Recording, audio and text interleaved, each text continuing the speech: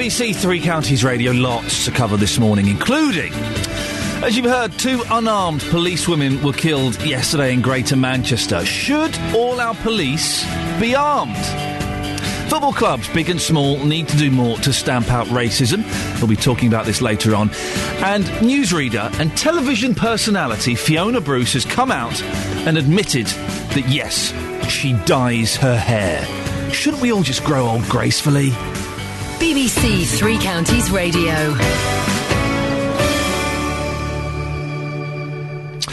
Now, the main story this morning, of course, is the story about these 2 policewomen that were shot yesterday. The Chief Constable of Greater Manchester Police described yesterday as one of the darkest days in the force's history after 2 female officers died after they were injured in a gun and grenade attack in Thameside.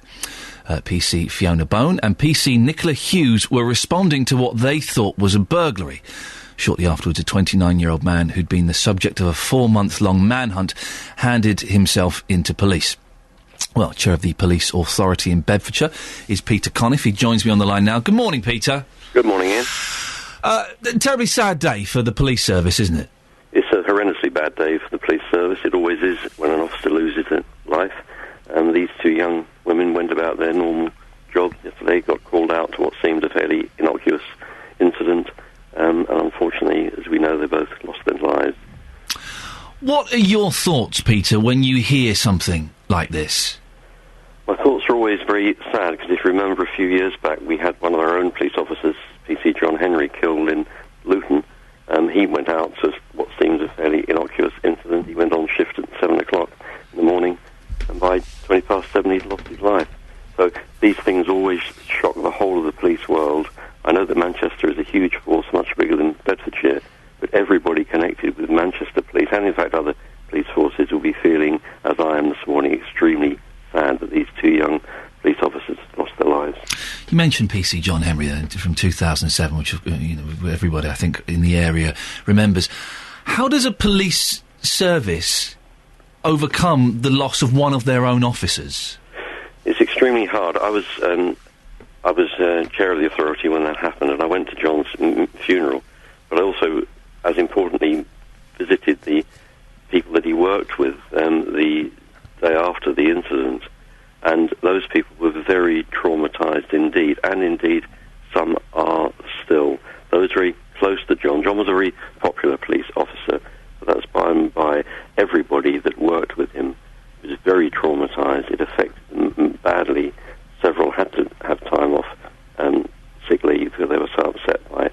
But it ran through the whole of the force, not just those close to John. I didn't actually know John personally, but everybody connected with Bedfordshire Police is always, or any police force, is very badly affected when one of their own loses their lives.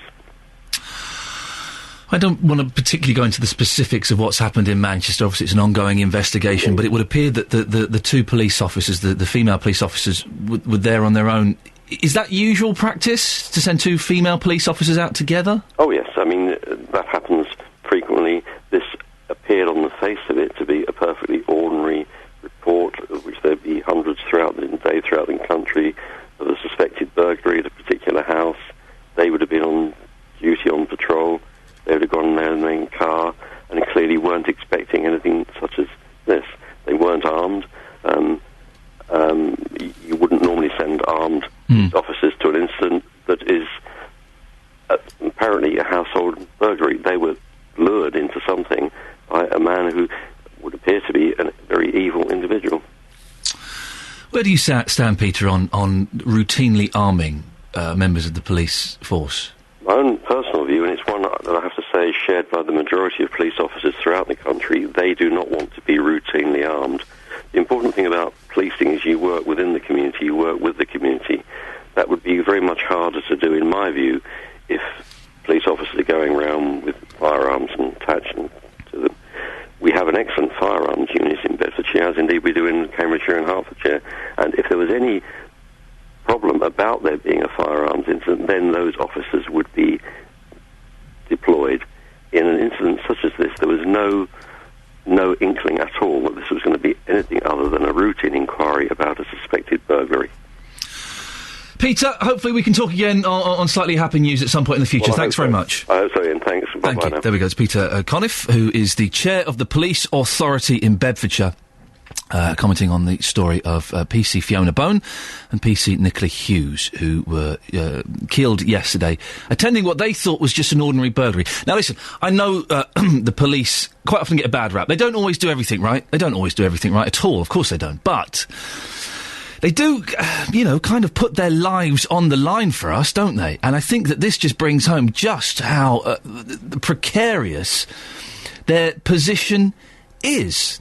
And then when you start reading the stories about these two women, and one of them had just sent out her wedding invitations, suddenly it becomes a bit more human, doesn't it? It's not just a faceless person in a uniform. It's actually a human being who had a life, and it's very sad. We'll be talking about it a bit more later on, but I guess the obvious question to come off the back of this, and it's a simple one: should the police be routinely armed? Peter, interesting that Peter there, the chair of the Police Authority in Bedfordshire, saying no, that he doesn't think so, and a lot of the police don't think so either. I was a little bit surprised by that. What do you think? You can text me 81333, start your text 3CR. And I don't want to talk specifically about this case that's happened in Greater Manchester, although obviously, this question comes from that. Do you think the police should be armed? 08459 455 555. Let us know your point of view. Be interesting to have a chat about it. You can email as well. 3cr@bbc.co.uk. Speak to you after this, the Jacksons. Good morning, this is Iain Lee. It's BBC Three Counties Radio. Lots and lots to talk about. Some of it light, some of it not so light. And we'll look at the front pages a little bit later on. But they're all focusing on the incident that happened in Greater Manchester when two female police officers were killed attending what they thought was just a routine burglary. And we're asking this morning, should the police be armed? It's that question that keeps popping up every now and then, doesn't it? Every kind of 6 months or every year or so, there is an incident and the question is raised. I'm really keen to get your thoughts on this. We were discussing this in the office before the show. Some of the staff here were surprised to find out that the police aren't armed constantly. And they're not. There are more armed police than there used to be when I were a lad back in today. I still get nervous going through an airport and you see a couple of big burly coppers walking past with those machine guns. They've got machine guns. Now, listen, of course, we know that airports are particularly prone to, potential terrorist attacks. It doesn't make me feel any more relaxed seeing them with those guns. Makes me very anxious. So, you can text in this morning, 81333, start your text 3CR, or email 3cr@bbc.co.uk. Should the police be armed? Yes or no? It's a simple question. If you want to give us a bit more detail, you can. It'd be great to talk to you about this as well, because I think this is something that requires a little bit of investigation as to where you get your point of view from. So give me a call, 08459 455 555. It's 6:15, it's Wednesday the 19th of September. These are your headlines this morning on BBC Three Counties Radio. Greater Manchester Police are continuing to question a man about the deaths of two female officers in a gun and grenade attack yesterday. A 25-year-old man has been found guilty of assaulting a woman after locking her in his car in St Albans after what the judge described as a campaign of possessive and obsessive behaviour. In last night's football, Watford lost 1-0 at home to Brighton. MK Dons drew 1-1 against Notts County.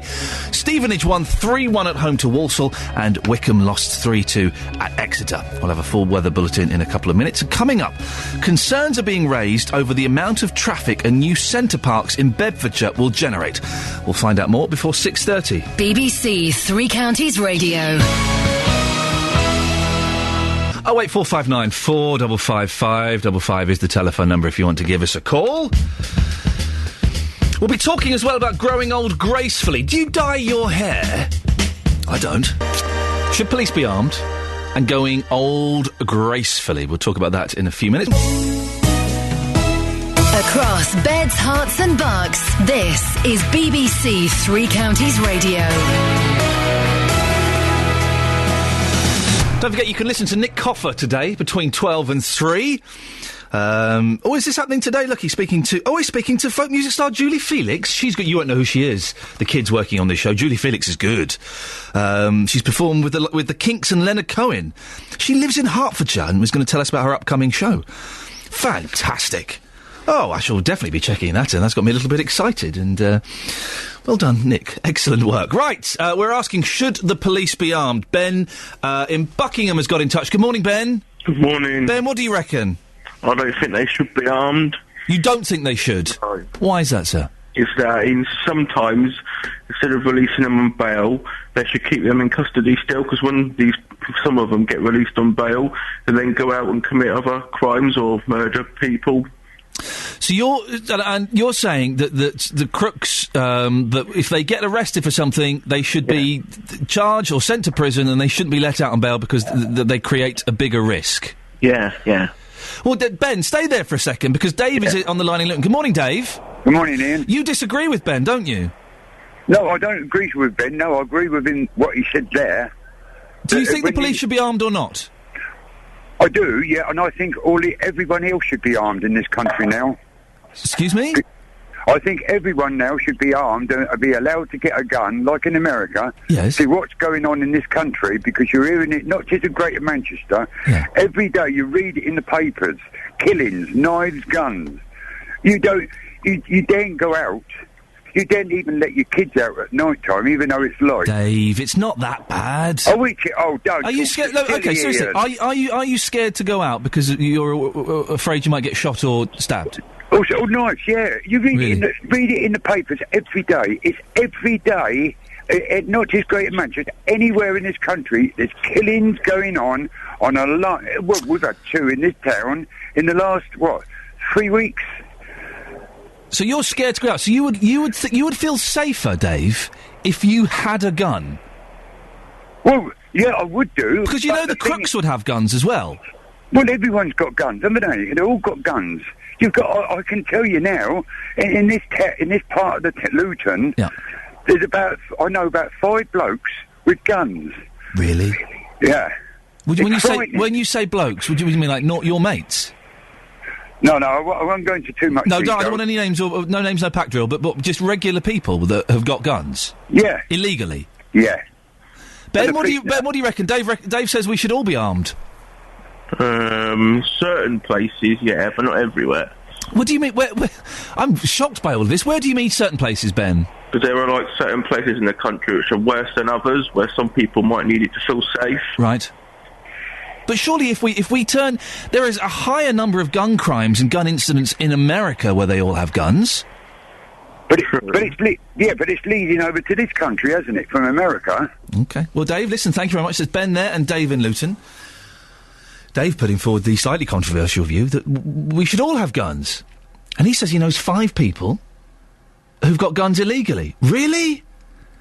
I'm always a little bit naive when it comes to guns. We talked about guns last week, and it always surprises me a little bit. Arming everybody, that's not really the way. We don't want to become like America, do we? I don't know, what do you think? 81333, start your text 3CR, or give us a call, 08459 455 555. Now, concern is being raised over the amount of traffic a new Centre Parks in Bedfordshire will generate. It comes as the company has unveiled positions for 1,500 staff at its Woburn Forest project, which is due to open in the spring of 2014. Our reporter, Tony Fisher, spoke to Martin Staples, who owns the garden centre next door to the entrance of the site. I think the major problem is changeover days, which are Mondays and Fridays, when, according to their figures, there's 3,600 traffic movements a day in and out of the site. And I'm dubious whether this road will cope with such traffic movements. And you've been to other Centre Parks as well, haven't you, so you can compare?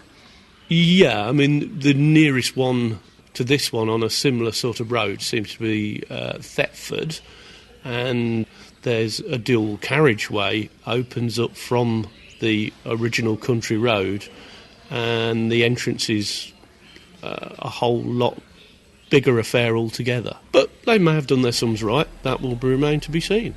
Many people turned up yesterday to the Rufus Centre in Flitwick, where Centre Parks held an open session for those interested in working at the site.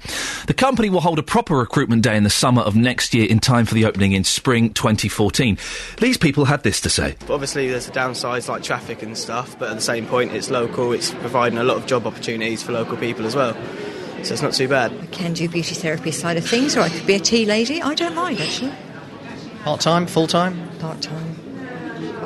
I could do something to try and get out of our road, because the traffic is going to be diabolical. So, I mean, get here before it starts building up. It is a worry, because if they come off at junction 12, then they're going to come straight past our road, and that's going to be a problem on Mondays and Fridays. Just got to see. But the benefits, I think, will definitely outweigh the traffic concerns. I think so, yes, for everyone around here. I mean, it's so bad at the moment for employment jobs around the area, so it's got to be a positive all around. Traffic or not. Sorry, it would appear it's good news for the local economy, but how do you prevent future visitors from coming off the M1 at junction 12 and causing congestion through Flitwick, despite the road signs directing them to come off at junction 13? Well, Tony put that to the Chief Executive of Centre Parks, Martin Dalby. It's a question that's raised by many local people. You know, even today I've had a number of locals asking me the very same question. Centre Parks has done, we think, as much as we can do, in the sense that all of our literature, both in paper copy and also on our website, will talk about Junction 13. The access from Junction 13 is so slick now with the new dual carriageway. We're, very confident that, traffic through Flitwick will not be an issue. Even if you're coming from the south, you're coming up the motorway from the south, it's going to be difficult for people not to turn off at 12 in a way. It's going to be difficult for people not to turn off. Absolutely, that could be the case. As I say, Centre Parks has done everything it possibly can to try and make sure our guests do come off at 13. It's a much quicker and easier and swifter route from 13, even though it's one junction further north on that motorway. If you live in that area, I'd love to hear from you if you're concerned about the potential traffic that's going to arise. Apparently it's Mondays and Fridays, I think, are the changeover days when the guests come and when they go, and they're talking about something like 3,600 vehicles coming and going. It sounds a little bit daunting, doesn't it? Are you worried? Across beds, hearts and bucks, this is Iain Lee on BBC Three Counties Radio. Good morning, dear listener. This is Iain Lee on BBC Three Counties Radio. We're asking this morning, on the back of this story from Greater Manchester, should the police be armed? And Val has texted in saying, do not arm the police. Better to reintroduce capital punishment, as most people in this country would prefer. I don't know if they would, Val. I don't know if most people would prefer capital punishment. You can never bring it back, it's flawed. But slightly more interestingly, I think that Val is making a curry. She can't come on the phone. We tried to give her a call and say, would you fancy coming on and talking about this? She can't, because she is making a curry at 6:30 in the morning. That's ridiculous. It's kind of got me thinking, though, what other odd things are you up to while you're listening to this show? Could you give us a little text, 81333? Start your text 3CR. Just let me know, what are you doing at the moment while you're having a listen to this show? Val's making a curry. What are you up to? 81333. Start your text 3CR. Just let me know what you're doing at 6 ridiculous o'clock in the morning. Now, tonight England are going to play Croatia in the final qualifying match for the Women's Euro 2013 tournament. A win will secure England's qualification. Aylesbury's Ellen White is an English international football forward and was part of Team GB at the Olympics. You're in this morning. Morning. Morning. How are you doing? You all right? Yeah, I'm good, thank you. You look relatively perky for 6:30 in the morning. Do you normally get up and do a bit of football training and stuff now? Yeah, I tend to get up kind of quite early and go for a run or something. Really? If we haven't got training in the evening. So, right. Yeah. I'm so not a sporty type. I don't know if you can tell that just from looking. You look very sporty. Yes. Tonight's game is vital to secure England's progression. How are the team feeling? Are they confident? Yeah, I think we're very confident. We played them away a few months ago and won kind of convincingly 6-0, but... That's not bad, is it? I don't know a lot about football. 6-0 is quite a good score. Yeah, isn't it? it's definitely a good score, and it put us in a good position. But obviously, it's our last game. We kind of need 3 points to qualify, so a little bit of nerves obviously kick in. But right. I think the girls have got enough within the team to get a good result, really. So do you have to win to qualify? Yeah, tonight? We have to win. Holland and us are, I think we're on the similar points now. So right. We've got a game in hand, so we have to kind of win to get through, really. Are Croatia any good though? I can't believe that they're particularly strong side, are they? I think they've got some decent players in their squad, but they could potentially put kind of 11 players behind the ball or park a bus in their goal. So it could. Are they allowed to do that these days? You can actually park a bus in front of the goal. You can have a couple of buses on the field, just park in front of the goal. But yeah, it could potentially be a hard game, but hopefully we'll do the business really. Now, Ellen, you're not playing this evening. No. Why? What have you done? I got 2 yellow cards, so I'm suspended for this game. Unbelievable! You look like such a decent human being, but it turns out you're a bit of a terror. Are you on the pitch? Thanks. I kind of change a little bit from off the field to on the field. I go a little bit crazy. I've calmed down a lot, but yeah. I don't think they were too bad, the yellow cards that I did get. What was the last yellow card you got? What did you do? It was a challenge with the goalie. The goalie always gets the benefit of the doubt, I always think, but... Probably shouldn't say that, actually. Of course you shouldn't say that. I think it's interesting. We were saying before that I'm not particularly a football fan, but it's always like men's football. Oh, girls are playing football. Good luck, girls. You go off and have a little. Well done. You have your little thing. That must be really frustrating, isn't it? Yeah, I think it is a little bit frustrating when some people kind of have that perception of women's football, but I think it's definitely changing, especially on the back of the Olympics. They think that kind of there is a niche in the market for women's football and there is a big demand for it. Yeah. Especially in the media and stuff. So I think some people do that. Go on, women, you go over there to play football. But no, that's definitely changing. And the fact that the game's on BBC Two, it's getting a lot more coverage, is definitely a great thing for us. It's on proper telly. Yeah, proper telly. So your mum can watch it. If ever I do anything on telly, if it's not on the first 4 buttons, my mum doesn't think it's proper. So it's on tonight, is it? What time? Yeah, 5 o'clock. Okay. Do you earn like £100,000 a week? Do those figures move over to women's football? Yeah. My Ferrari's just parked in the car. I've got a chauffeur to drive me in it, and he's just outside. My bodyguard's just outside as well. Well, listen, I wish you the best of luck. I hope you're going to be there cheering them on and pumping your fist in the air. Just don't get into any trouble, for God's sake, Ellen. No, I'm very chilled off the field. Good. Now, a report has come out today. The Department for Culture, Media and Sport want all supporters and players groups to proactively tackle all forms of discrimination, including racism. Have any of the Team GB experienced racism in football?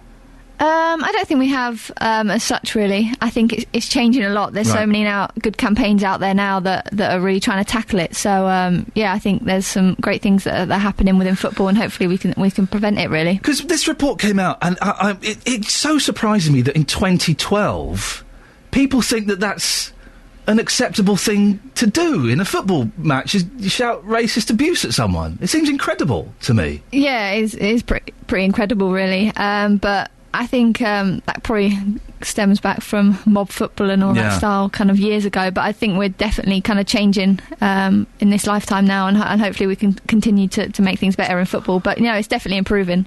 I've never been to a football match. Is it worth going one day? Well, that's shocking. Is it? Yeah. I'm not really into... I like playing FIFA.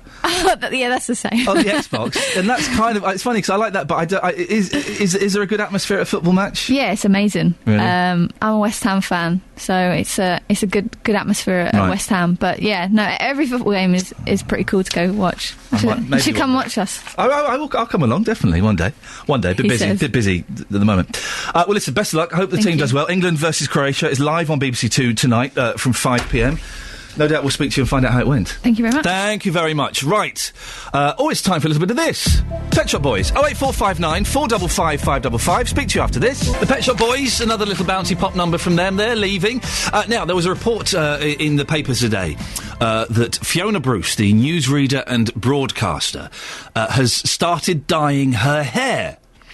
This is one of those stories that there is a great fear, apparently, that the women presenters in particular are afraid of ageing because they can kind of get the boot. And we hear stories about this, that the women are too old, so they get taken off shows and they're not allowed to work and stuff. So she started dyeing her hair. Now, I'm turning into a silver fox at the age of 39 and I am loving it.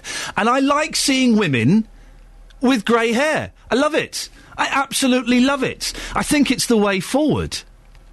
So, would you dye your hair, have a little nip and tuck? Do you grow old gracefully, or do you change things? Do you tinker with what nature has given you? 08459 455 555 is the telephone number. We'll be speaking to Justin Dealey a little bit later on, who I believe is out and about gathering opinions on what you think on this. I think I like seeing an older woman with grey hair. I think it shows maturity, it shows intelligence, and it can be damned sexy. There, I've said it. So what do you think? If you are of an age, have you dyed your hair? Have you changed things? 08459 455 555 is the telephone number if you want to give us a call and let me know about that. We'll talk about that a bit later on. We're also asking, should the police be armed? And we have Mark. Good morning, Mark. Morning. Mark, whereabouts are you calling from? Bedford. Bedford. What do you make on this, Mark? Should the police be armed? No, I don't think so. I think the situation we've got at the moment with armed police units is more than adequate. I don't think we should give guns to every police officer. Do you think that it would make the situations worse if the police were armed? Yeah, I mean, I think if you take the situation you had with the police officer that killed Ian Tomlinson in London, not everybody in the police is, I think, suitable to be walking around the streets with a gun. Yes, it's interesting you said that, because, there is obviously a great weight of responsibility. But, again, without addressing the situation specifically in Manchester, but situations like that, if police were routinely armed, surely it would put off criminals from doing these kind of random attacks, wouldn't it? I think you're more likely to make the criminals become more armed, more likely to carry guns. Mark, listen, thank you very much. Mark in Bedford's there saying that the police shouldn't be routinely armed. 08459 455 555. We're getting some great texts as well. I'll do these in a second. Some great texts on what you're doing while you're listening to the show. Thank you, Sophie. These are your headlines on Wednesday the 19th of September at 6:45 on BBC Three Counties Radio. A 29-year-old man is being questioned by Greater Manchester Police on suspicion of murdering 2 female police officers. A 25-year-old man has been found guilty of assaulting a woman after locking her in his car in St Albans in what the judge described as a campaign of possessive and obsessive behaviour. Sport, and in football, England's women face Croatia at Walsall in their final qualifying match for Euro 2013 this evening, needing a win to progress to the finals. The weather today for Beds, Herts and Bucks dry with decent sunny spells, top temperature 15 degrees, oh dear. Coming up, we'll be speaking to Justin Dealey and finding out, do people like to grow old gracefully? BBC Three Counties Radio. Right, this is Iain Lee on BBC Three Counties Radio. You can give us a call, 08459 455 555. I've been asking you to text in and let me know, excuse me, frog in my throat, what you're doing while you're listening to the show. I often wonder, it's 7:15 in the morning. What are you doing? Are you pottering around? Are you lying in bed? Are you getting ready for work? Val texted him and said she was making a curry. Good for you, Val. Good for you. Ben says, I'm drinking a cup of tea while smoking a fag in bed, listening to you like I do every day. Well, isn't that a beautiful image? Ben's having a fag in bed. Good, well done. Here we go. Listen to this. Top Cat in Luton. I'm in bed, watching telly on mute, listening to you and playing Patience. OK. And Linda. Now, Linda has intrigued me with this. I've just finished stirring wine pulps. Has to be twice daily till ready for straining. I may sound like an idiot here. What on earth are wine pulps? Can you give us a call? 08459 455 555. What are wine pulps? And let us know what you're doing now. I think it builds up a nice image of what my listenership is like.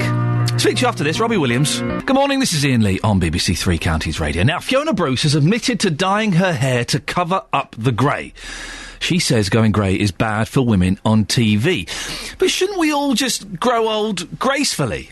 One man who will grow old gracefully just because he's so beautiful. It's Justin Dealey. Good morning, Justin. Oh, good morning, Foxy. I've got to say, you returned from your holiday yesterday, and he was showing off all around the office in his lovely sort of white, trendy T-shirt, his tan. You look wonderful. Thank you, Ian. Thank you. I appreciate the nice words. You're very welcome. Now, what have you got for us this morning? Yes, well, we've been out this morning talking to the ladies in Lucid. In actual fact, I was actually grey once. I went into the hairdressers. I was in a bit of a hurry. It was a Friday. I remember the day very well. And it was a terrible day for you. It was a terrible day. I said, can I have some highlights? Yes, no problem. Here's the book. I was in a hurry. I said, I'll have that one, please. Yeah. And, well, what I didn't realise was that was ash blonde. I went out that night and people said, are you going a bit grey there? And I said, what do you mean am I going grey? You're looking a bit grey. So I had to go and get my hair highlighted again a week later. You're but such a wuss. Simple mistake. I'm salt and pepper at the moment, and I'm loving it. I have to say, I quite like the look, actually. Nice look. So, Thank you. We have been talking to the ladies in Luton this morning. We've been looking in particular for ladies who dye their hair, and I found Kat. Well, I'm here with Kat, who I have to say looks a lot better than Kat Slater. Kat, welcome to the programme. You do dye your hair. Will you highlight your hair? Tell us more about that. I highlight my hair once every 2 months, maybe. Does it make you feel good when you do it? Yeah. Yeah. I'm with you. I've got blonde highlights as well, you see. So, what do you think about Fiona Bruce? She's dyed her hair brown because she's going grey. Should we all be growing old gracefully? What's your thoughts on that? Well, women probably stay younger looking if they dye their hair, because men looks older, in my opinion, with grey hair. So you think she's done the right thing? Yeah. And it's a big confidence thing, isn't it? You know, yourself, as you say, you have highlights once every 2 months. When you have that done, it makes you feel better, doesn't it? Yeah, that's correct. So who is anybody to argue? If it makes you feel better, why not do it? Why not do it? Exactly. Lots of women would have probably be walking around with grey hair. Thanks for your time, Kat. No Kat making the point there, Ian, that, without hair dye, we could have a lot more women walking around with grey hair. She makes an interesting point. So, from grey, we go to the redhead. Here's Karen, who's a redhead. So, how long have you been dyeing your hair red for, then? I've been dyeing it red for about 2 years. And does it make you feel sexier? Yep. Yeah? And the guys think so too. Oh, interesting. And, Nikki, what about yourself? Would you ever dye your hair? No, I wouldn't dye my hair. Now, tell us why that is. I don't know, I just like my natural hair colour, so I don't think I'd put any products on it, like to dye it, so... But what about Fiona Bruce, though? Because she's saying that she was going grey, so she's dyed it brown. Do you think that if, and you might get there one day if you go grey, would you dye it then? Yeah, I'd definitely dye it if I was going grey. Definitely. Not quite as red as your friend here, though, Karen, who's quite a redhead, isn't she? Yeah, she's quite red, but no, I wouldn't dye it that red. And she's saying that the men around here find her attractive with the red hair. Is that true? Can you back her up? Yeah, definitely. Yeah. She's a sexy lady. So there you go, Ian. Just a few views for you this morning, but they do agree that Fiona Bruce has done the right thing. Interesting what she's saying. She's saying I work on television. There's still a real ageism issue on TV, but also she's saying that she wouldn't have plastic surgery because her husband wouldn't forgive her, so she wouldn't go that far. Isn't it? I do think it's sad that women that we have this culture where women have to cheat a little bit and dye their hair because the older women are slightly frowned upon. But would you ever go for the plastic surgery, Justin? No. To be quite blunt, for the time being anyway. I mean, obviously, I may change my views on that, but I think dyeing when it all your gets hair, a bit saggy. Quite possibly. I think maybe, but I think, when it comes to hair, you've heard there from the ladies, if they do dye their hair, it's a confidence thing. It makes them feel young, it makes them feel fresh, and if they want to do it, why shouldn't they? I did dye my hair once, years ago. I went cherry. Oh, rich red brown, and it was quite good fun actually. But then it's a pain. You've got to keep doing it. So I did it once, and I thought, well, that's that. I'm never doing that nonsense again. I'd love to see a picture of that, please. I'll see what I can find for you, Justin. Anything else, sir? No. Well, I was going to say you mentioned football earlier on. You've never been to a football game before. How about I officially invite you to a Luton Town match very soon? But listen, the reason I've never been to a football match before is I will say this: I have very little interest in football. As I say, I like playing a bit of FIFA on the Xbox, but that's kind of I'm a bit nervous of football matches. Why are you nervous? Well, they're a bit rowdy and aggressive, aren't they? I thought you liked that sort of thing. That's you all over, isn't it? I think you'd love football. I mean, Colin Berry, who works on the radio station, has only ever been to one football game, that football game being the 1966 World Cup final. So he can't really go to another game because you can't beat that. But you, no excuse, Ian. I'll take you to a game. Okay, well, so where are you going to take me? I'll take you to Kenilworth Road, the home of Luton Town Football Club. We'll pick a nice game for you and we'll have a nice day out. Do they do vegetarian food there? Ian, we're talking about a football ground here. Come on, get real. All right, Justin, you're on. Yes, I will come to a football match with you. Excellent. I don't know why I've got a hint of regret in my voice as I say that. Thank you, Justin. There we go. Justin's little report there on... oh, look, it's my phone beeping. There we go. So I could hear a beep all through that. I thought, what has Justin got beeping in the background? It turns out it was me, and he's tricked me into going to a football match with him. Well, maybe we'll record that and have a little bit of that. Right, let's go to Vanessa in Bedford. Good morning, Vanessa. Good morning. Do you dye your hair, Vanessa? No, not anymore. Why not? My hair used to grow so quick. I started dyeing it when I was about 21. Yes. Because I started going grey when I was 18. Oh, dear, right. And I thought, and I got to a certain age, I thought, you know what, I can't be bothered. Yeah. It just grows so quickly, so now I'm just grey with some dark strands do you find that people treat you differently because you're grey? No, I get called Madam more, which is annoying. Do you get offered seats on buses and things? No. Okay. Does it make you? Are you worried that it might make you look older? No. I think a woman with grey hair. I think it's very sexy. Oh, do you? Yes, definitely. Oh, very nice. Thank you for this. I think we should end this here. It's getting a little bit too steamy here at BBC Three Counties Radio. Inappropriate. Can't believe I've agreed to go to a football match. I managed to go 39 years without doing it, and now I'm going with Justin. Oh well. Lots to come up in the next couple of hours of the show. I'll tell you what, after the latest news and sport with Catherine Boyle. Thank you, Catherine. Good morning, this is Iain Lee on BBC Three Counties Radio. Here until 9 o'clock, and plenty coming up in the show this morning. As you've heard, 2 unarmed policewomen were killed yesterday in Greater Manchester. We're asking, should all our police be armed? A report has come out that says football clubs, big and small, need to do more to stamp out racism. We'll be discussing this later on. And Fiona Bruce has come out and admitted that, yes, she dyes her hair. Shouldn't we all just grow old gracefully? BBC Three Counties Radio. Also this morning, I've been asking, what have you been doing? What do you do while the show is on? It's kind of nice for me to get an image of where you are, who I'm talking to, so we can kind of maybe tailor the show to your needs. So you can send me a little text. Let me know what you're doing this morning while listening to the show. 81333. Start your text 3CR. Karen... It's lovely, we'll get a little glimpse into your worlds. Karen, I'm sewing a zip into a toddler's jacket that I knitted.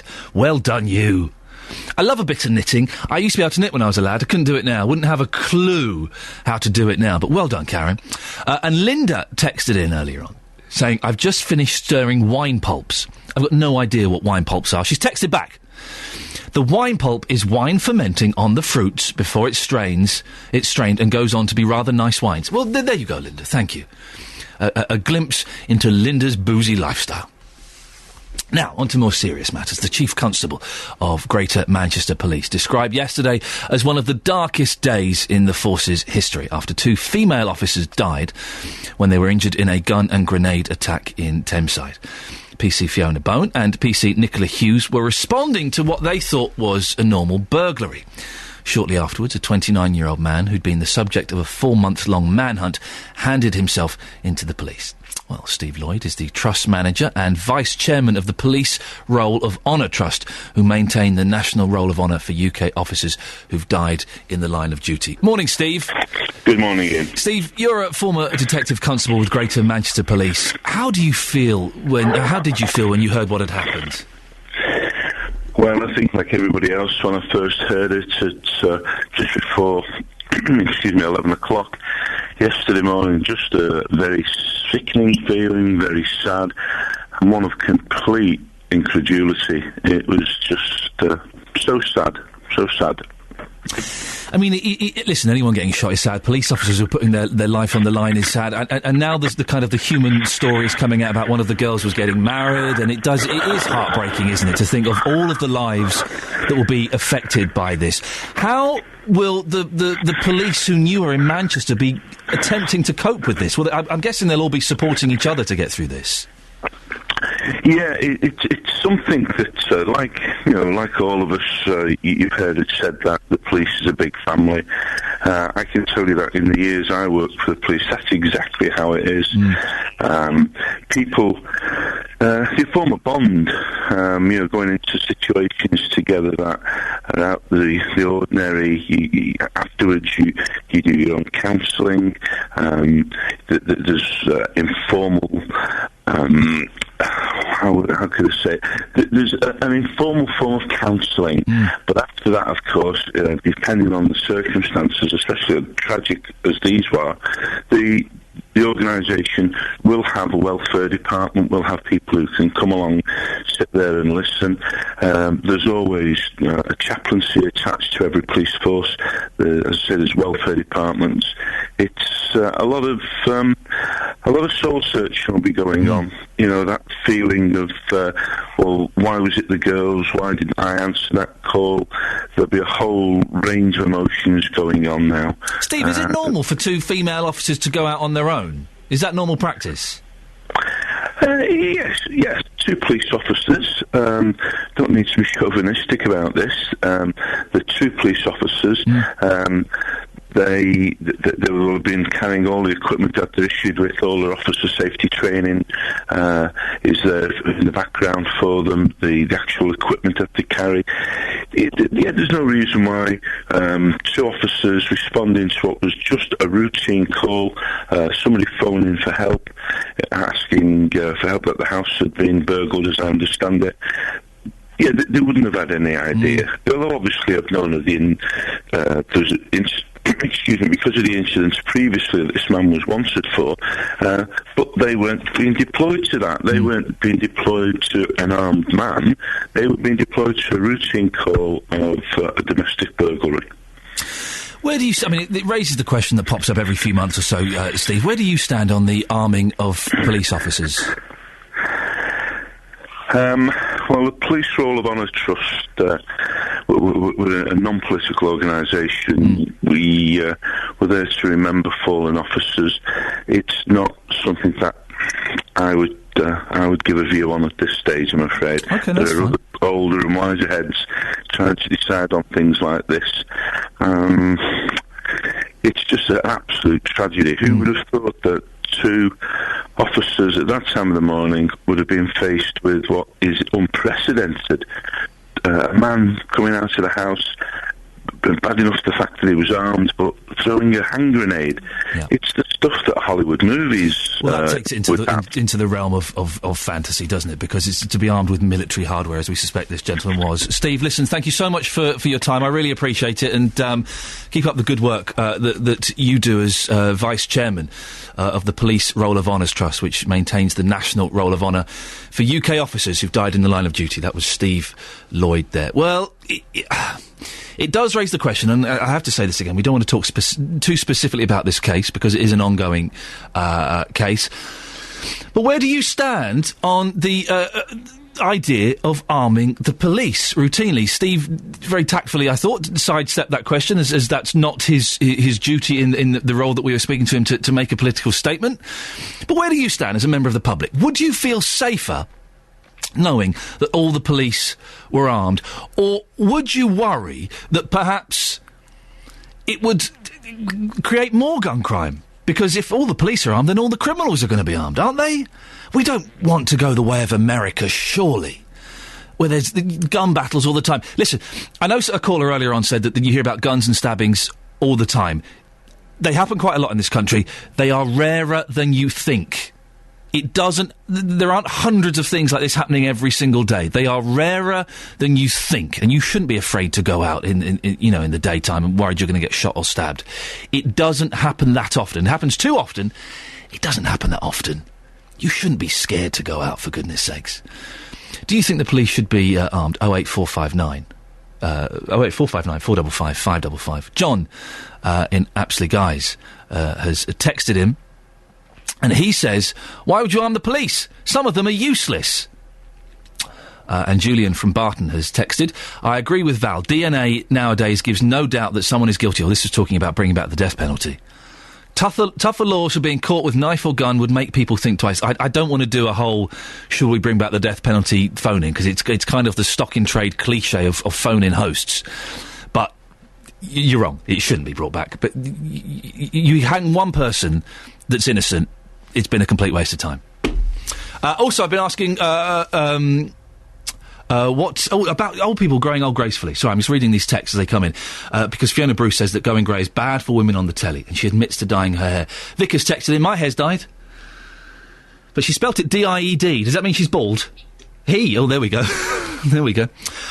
Dave is on the line. Good morning, Dave. Good morning, how are you? I'm all right there, Dave. I'm getting tongue-tied this morning because it's just dawned on me I haven't eaten any breakfast. All I had was half of a mouldy apple. And I was eating the apple in the car on the way up, and I thought, this is horrible. So I've not eaten anything, Dave. So any donations, gratefully appreciated. Right, I'm not coming over that way. That's a shame. Morning. Never mind, Dave. What have you got for us this morning? Yeah, you don't have to go and watch football. Go on, why? Well, I just find it strange that everybody thinks that you must watch football. Yeah. I mean, I can't stand it myself. I have gone and seen it once in the past. many years ago, and I just didn't enjoy it. And I find it strange that you've just got to watch it all the time. Who did you go and see? And what match was it? Oh, well, crumbs. I think it was one of the Luton Millwall matches, and the person behind me was stabbed. Oh, my God, And, what? So I just never enjoyed it, and never watched it. To be honest, Dave, you wouldn't if the fella behind you got stabbed, would you? That brings a downer and everything.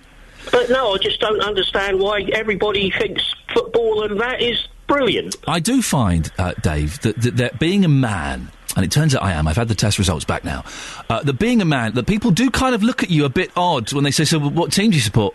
I don't really like football. There's kind of a bit of a recoil, isn't there? There is, yeah. Well, I'm going. Justin Dealey has talked me into going to a Luton match with him. What should I take with me? Well, I don't know. Blooming armour plate, I should think. There we go, Dave. Thank you very much. It's funny, being a man and not liking football, people do kind of look at you a little bit odd. Matt is in Luton. Yes, Matt? Hello there. Matt, what can I do for you? I'm just on about there is no deterrent now. The police go out on they're risking their life and limb. They are. But we've got no deterrent. We must have a deterrent. Yeah, and what do you think that deterrent should be? We're all moaning about saying, oh, we don't want to get like America. We mustn't be like America.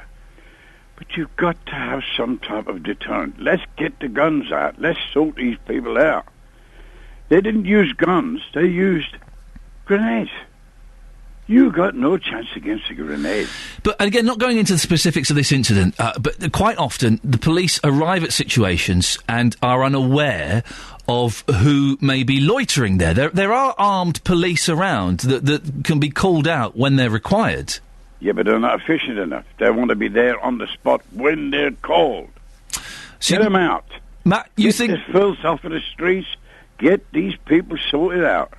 Matt, thank you very much. Matt in Luton there with strong views saying that the police should be armed. What do you think? 08459 455 555. Thank you, Matt.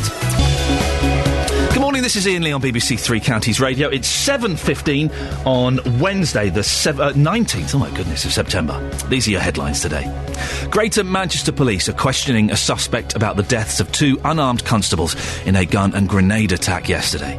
A St Alban man has been jailed for 12 months after a single punch left a teenager with serious brain injuries. In sport, England play Croatia tonight in the final qualifying match for the Women's Euro 2013 tournament. We'll have a full weather bulletin shortly with Dan Holly. And coming up, we're talking about racism in football this morning. Before 7:30, we'll speak to former Watford player and legend Ian Bolton to get his view on the issue. BBC Three Counties Radio. Ladies, are you glad to be grey? I don't think there's any shame in it whatsoever, but more and more women are dyeing their hair. Fiona Bruce has come out, the TV news reporter and presenter, and said that, yes, she dyes her hair because in her job, she kind of has to look young. You do hear stories, don't you, about companies like the BBC letting older women go because they're too old. I do find it strange that on the news it's often like an old grey-haired man and a hot young woman. What's the relationship supposed to be there? It's strange, isn't it? I would happily watch an older woman reading the news, a little bit of authority. Emma's in Stevenage. Good morning, Emma. Morning, Ian. Do you dye your hair? I do. I've gone from... went grey at 13. Wow, so really? Yeah. Did anything happen? Was there some trauma? There was a major trauma. And I was Fiona Bruce's colour. Yeah. And within 3 years, I was totally grey, and then I coloured it up until dark brown up until I was in my late 30s, and then I thought, what the hell? I'm in my 30s. Let's go. No, I'm not old. No. I mean, I've got three children that keep me young, and I've gone blonde. And I tell you what, I've had more fun since I've been blonde than I was brown. Steady on. Let's keep this above the waist, for goodness sakes, Emma. Dear, I don't want to go into your... Oh, for goodness! I can hear the kids shouting in the background. So, Emma, would you ever go? Be quiet, for goodness sakes! Ian's saying, "Be quiet, Grace." It's your choice on Monday. It's Grace, isn't it? Grace is one of our Strictly correspondents. It is. Well, just when she's on a Monday, you can be shouted in the background as well. Oh, Emma. I will do. Don't worry. Looking forward to speaking to Grace. I want to have a few words with her on Monday. Would you ever just stop dyeing it and go? Well, you must be white-haired by now. I'm not. What would I call it? A very light blonde. So that's white, isn't it, Emma? Come on, let's be sensible. I'm silver white. But do you not feel did you feel that there's a pressure on you as a woman in her middle age to kind of look younger by dyeing your hair?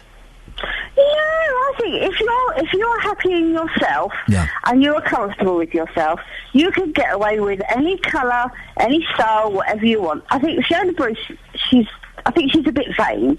If she wants to grow old gracefully, let them start to shine through, because they'll start off as highlight, and then it'll just go naturally. And I'll tell you what, she'll be probably like Philip Schofield, a right silver fox by the time she lets them all grow out. There you go, you see. Emma, thank you very much. That's Emma on the subject of dyeing your hair, going grey, ageing gracefully. There is a pressure on women, more so than men, to look younger than they actually are, isn't there? Men are allowed to grow older. And she said there, like Philip Schofield. Philip Schofield famously dyed his hair for a long time, disappeared for 6 months, came back white-haired, and said, well, you know what, I've been dyeing my hair. 08459 455 555. No, this is, good morning, Iain Lee on Three Counties Radio. 08459 455 555 is the telephone number. Now, football clubs, big and small, need to do more to stamp out racism, and the lead has to come from the Football Association. That's the conclusion of an influential group of MPs which has been looking at how abusive behaviour is dealt with in the sport. The Culture, Sport and Media Committee say reporting abusive behaviour and bringing prosecutions for racism also needs to improve. We're going to speak now to former Watford player and legend Ian Bolton. Good morning, Ian. Good morning. You don't dye your hair, do you? I used to. Yeah. There's not a lot left, let's be honest. No, all right, it's a bit harsh, but the truth. You did used to, though, did you? I did in my playing days, yeah, end of every season before we went away. Yeah. But that's when I had, let's say, long hair and a moustache. Now I'm going the other way completely. Now, listen, let's on a serious subject. Let's talk about you joined Watford in 1976. Is that right? Indeed. How has racism changed in football? I'm hoping there's less of it. Yeah, I think I'd be open to as well. It seems to be more underground now, right? If that makes sense. Yeah. Than then. It was more in your face. But playing wise, it's easy for me to say, but I think it was shrugged off after the game and used to go into the players' bar in the and have 70s. A beer. Yeah, right. So are you saying is this racism from the fans or from other football players? I think it used to be honest, it used to happen in the game. Yeah. But I think it's also from the fans. I think you mentioned about the FA. I think clubs could do a lot more about it. I think they could make membership of all fans so that they could pick the individuals out and then punish, the ones that are doing it. Did you ever, we have to put this in context for some of the younger listeners, the 70s were a different place, and not to excuse any of this behaviour at all, but it was a different world, completely from where we are now. Did you ever use any language in the 70s against players that maybe you look back now and think, oh, blimey, I can't believe I actually said that? Yes, if I'm honest. I'm not proud of it. But basically, there's players playing then and there's players playing now, not just black but also white, that have a short fuse. Yeah. So you would do it deliberately, if you want to call it that, whereby at the end of the day, if that person reacted in the way that they can do, you'd get them sent off, basically. So at the end of the day, if you can get someone sent off, which sounds, but that's the way it is, competitive sport.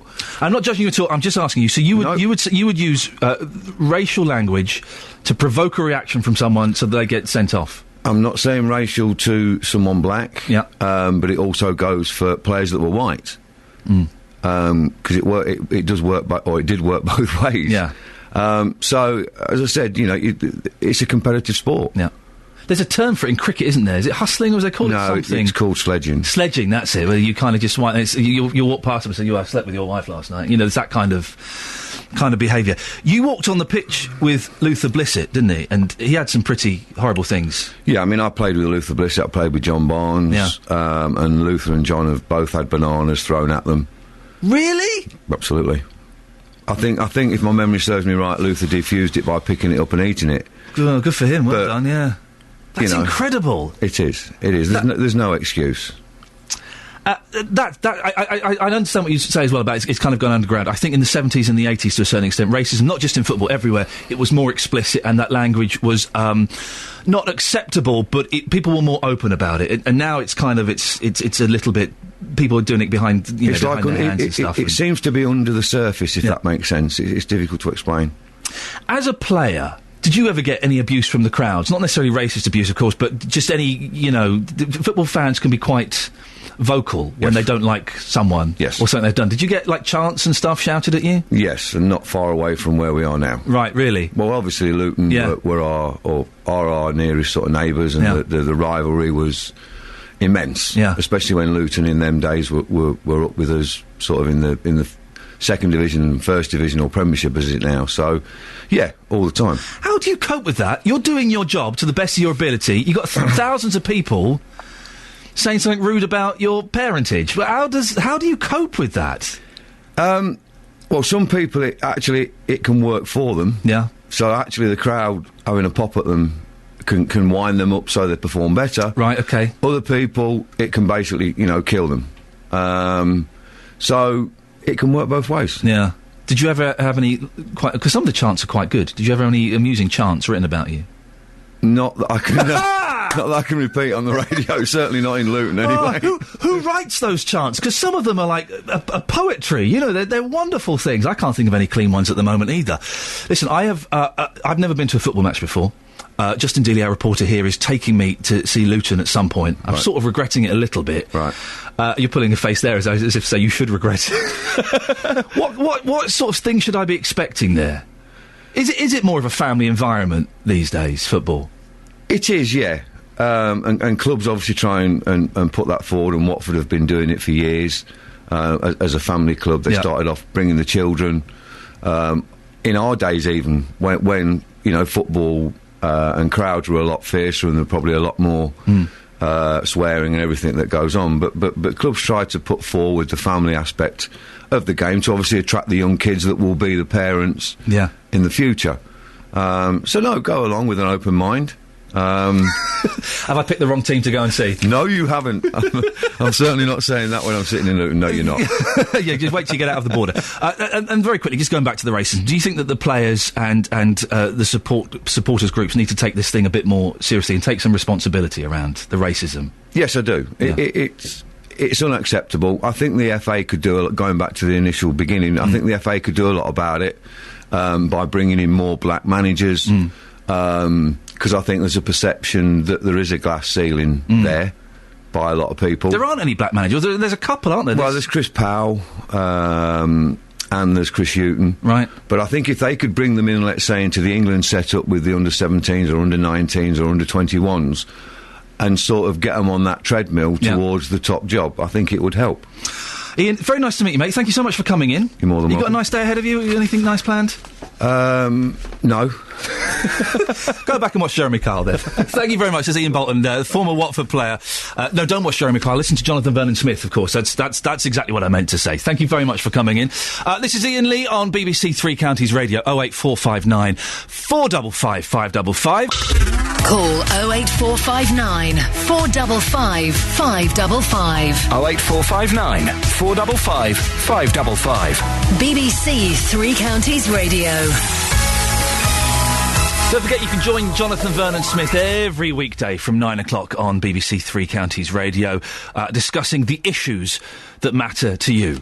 And generally being a little bit mucky as well. The thing about Jonathan Vernon-Smith is he's very rude, but he does it on quite a high frequency, so not everyone can hear it. Always a cracking listen, always has a fantastic topic at 9, great guest at 10, and my favourite bit is the Consumer Hour from 11 o'clock. Just wonderful radio. Now, this morning on the Iain Lee Show, we are discussing lots of things, including racism in football, should the police be armed, and also headaches, bizarrely. Now, I suffer from headaches a lot. I get migraines, which are different from headaches. You people, when you say you've got a migraine, there are so many people who go, oh, he's got a bad headache. No. A migraine is something completely different. To compare a migraine to a headache, they're incomparable. Well, apparently, the painkillers we take to cure headaches are causing us to have headaches. Huh? That's according to the National Institute for Health and Clinical Excellence. Nice. They say that we are trapped in a cycle of taking pain relief. We'll speak now to Manjit Matharu. He's a consultant neurologist at the National Hospital for Neurology in London. Good morning, Manjit. Good morning. This doesn't make sense. How can something that's stopping pain also cause it? Yes. It seems very paradoxical on the face of it. But this is what I would say. For patients who have the infrequent headache, taking common painkillers such as paracetamol, aspirin or anti-inflammatories such as ibuprofen is perfectly reasonable, and for the vast majority of those people, these painkillers work very well. The problems seem to arise if these painkillers are taken on a very frequent basis. And that's sort of a situation where someone has got an escalation of headaches and is then taking increasing number of painkillers. It leads to a worsening of the headaches, which is in fact induced by the painkillers. Yeah, it's an entity we know as medication overuse headache. And we have a very good idea in terms of how much is too much in terms of these painkillers. For the common painkillers such as paracetamol, aspirin and the anti-inflammatory drugs such as ibuprofen, if you take those painkillers on 15 or more days per month, you run the risk of getting medication overuse headache. Ouch. For the more powerful painkillers such as triptans, which are used in migraine, and a group of drugs called opiates such as codeine, if you take them on 10 or more days per month, then you can develop this anti-medication overuse headache. Magic, I get headaches. I've had headaches ever since I was a child, and I suffer from migraines, and I take the ibuprofen type... The triptans don't really work for me. I take the ibuprofen type medication pretty much every other day. That's bad, is it? I mean, I'm sitting here now and I've got my sort of my forehead style tiger balm type thing that I'm applying to my head now. Am I doing bad things? Yes. If you're taking painkillers on close to 15 days per month, then there is a reasonable chance that you have this anti-medication overuse headache. So the question is, how do we address this? What can we do? Yes. So in fact, what we do in the first instance is say to people who are taking painkillers very frequently to stop them abruptly. Yeah, which does take nerves of steel. Scary, yes. That's right. I fully understand that and appreciate that, and it does make a lot of patients very anxious.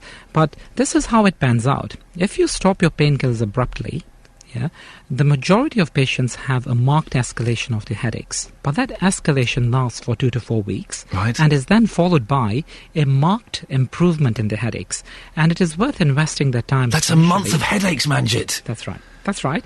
But the difficulty is that if you carry on the way you are, then there's a very high chance that what will happen over time is that you will get more and more headaches. And whereas now you're taking painkillers on about 15 days per month, it's just a matter of time before it's 20, 25, and before you know it might be even on a daily basis. So here's a window of opportunity. Stop your painkillers. Good chance that after you've gone cold turkey for a month or so, there'll be an improvement. However, there is one other thing that is worth pointing out.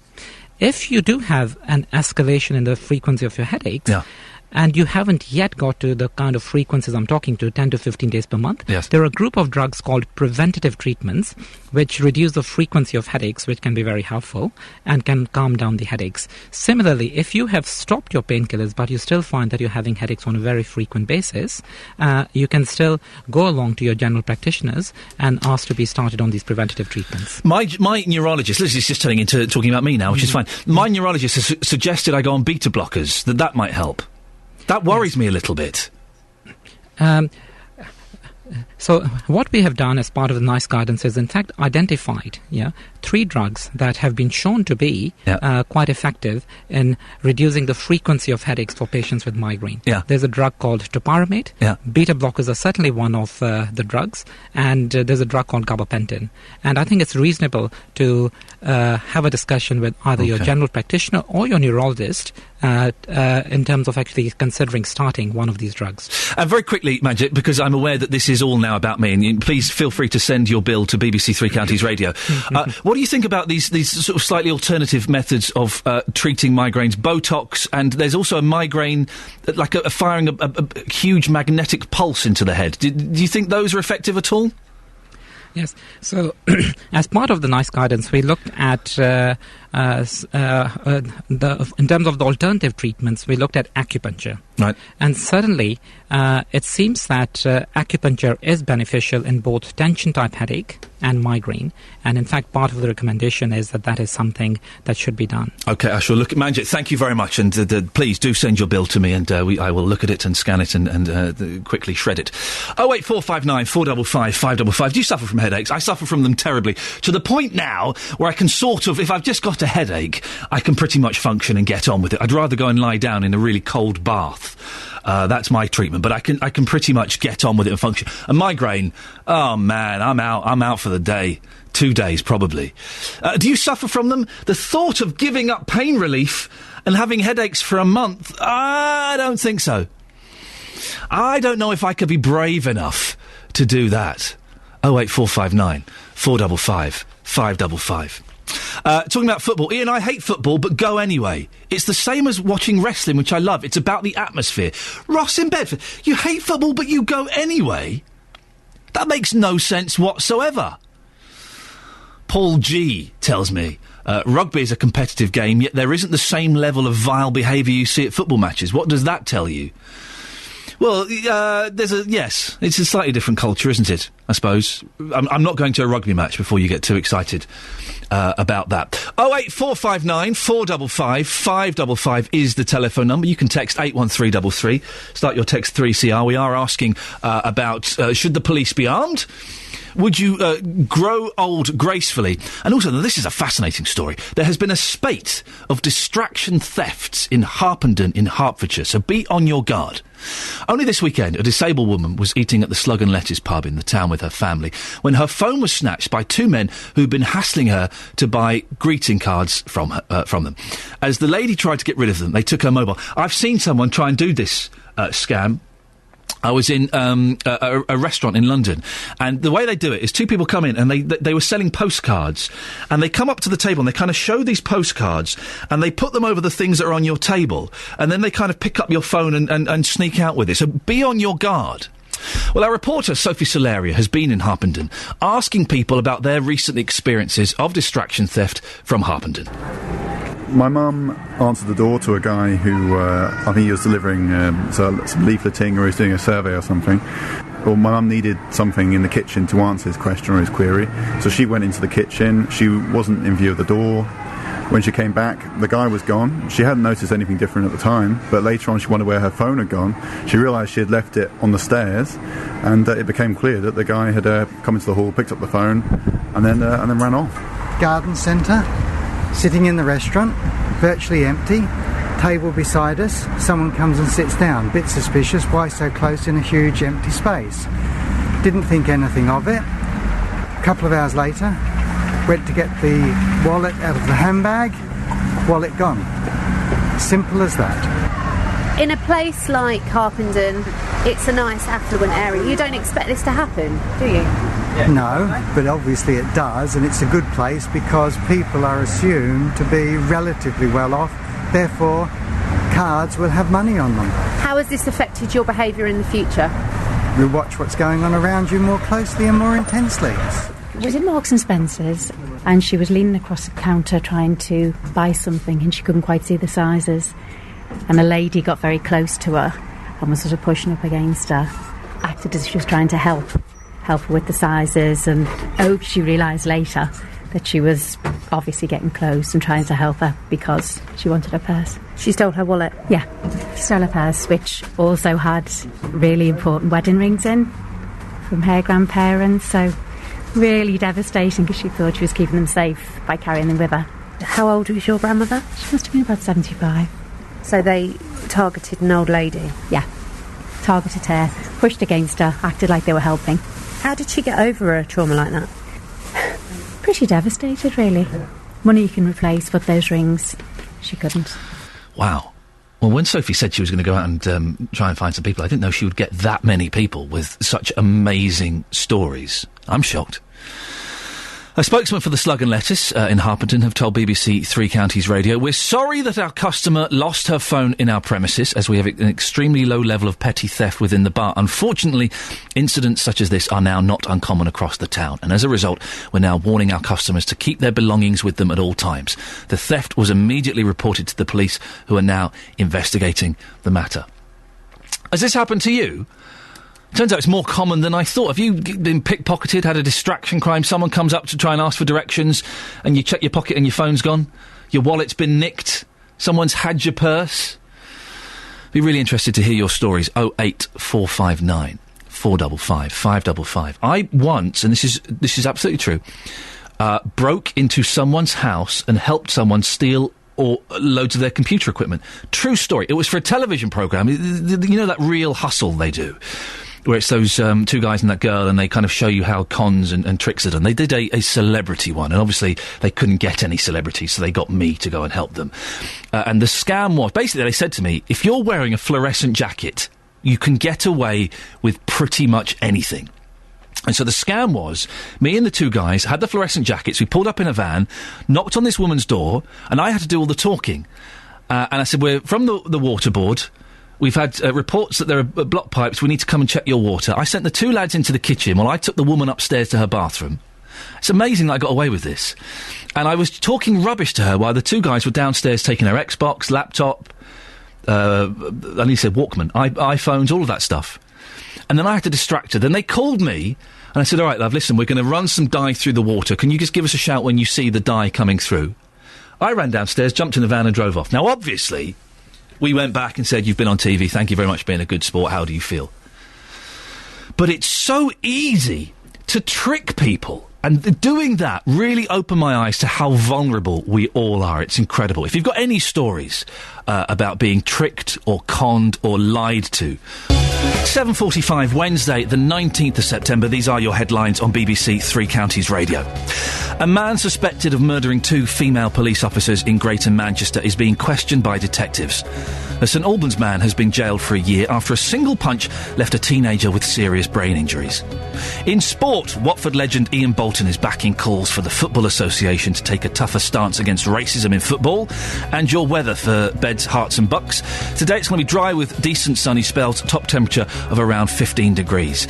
Coming up, we're talking about racism in football this morning. Shortly we'll get the view of the chair of the Football Supporters Federation on the issue. And you can give us a call about this or anything else we're talking about. Text 81333, start your text 3CR, or give us a call 08459 455 555. BBC Three Counties Radio.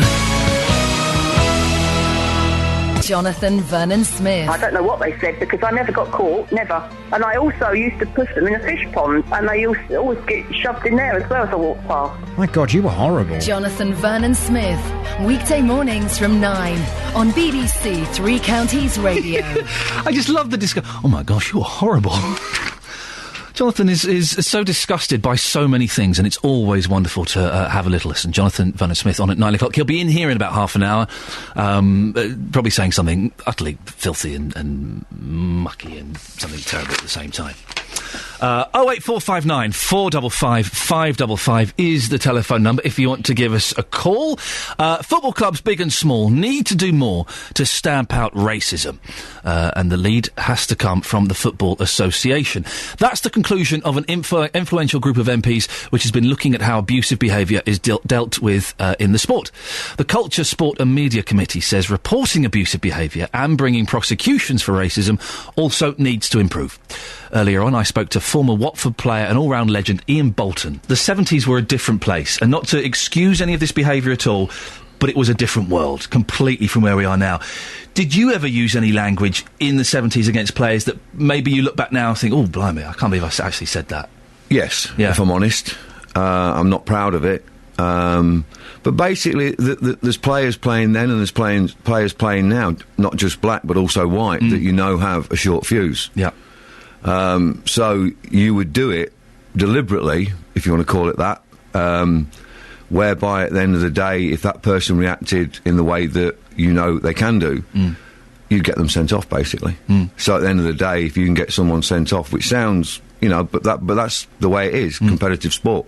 I'm not judging you at all, I'm just asking you, so you would use racial language to provoke a reaction from someone so that they get sent off? I'm not saying racial to someone black, but it also goes for players that were white. because it does work, it did work both ways. Yeah, well, there we go. That's Ian Dalton being very honest and very open. We're going to put that clip out as an audio boo later on as well. I'm joined now by Therese Coffey, who is a member of the Culture, Media and Sport Committee, which produced the report. Good morning, Therese. Good morning. What are the main findings of the report? Well, we found that a lot has happened in football to tackle this issue, but there's no room for complacency. Recent high-profile incidents show that kind of that lazy element of referring to people in a racially prejudiced way is still prevalent, and we want to see better stewarding and also assessing the effectiveness of education. What action do you think is going to be taken after this report? Well, the FA has welcomed the report, and what I do hope is that the independent assessment of the education programmes happens. I think also what's very clear is that within the grassroots games, we need to understand, or rather the FA does, that what is happening in terms of racially motivated kind of abuse. It was interesting to hear that clip just now because Paul Elliott, one of the people who gave evidence, said he was sent off for basically punching somebody who had racially abused him on the pitch. And he was cross with himself and it never happened again. But a lot of that has gone, but some recent high-profile incidents show it hasn't gone away completely. I'm going to generalise ever so slightly here, but there are a lot of football players who earn a lot of money and aren't that bright. Can we ever change their attitudes? Well, I think attitudes have generally changed in society, and it's critical that we don't give excuses. I mean, just to say that, again, it's a caricature to say football players aren't particularly bright. Everybody knows that to do a racial slur is wrong, and just because you're on the pitch or in a football game, or indeed even outside, that it's acceptable.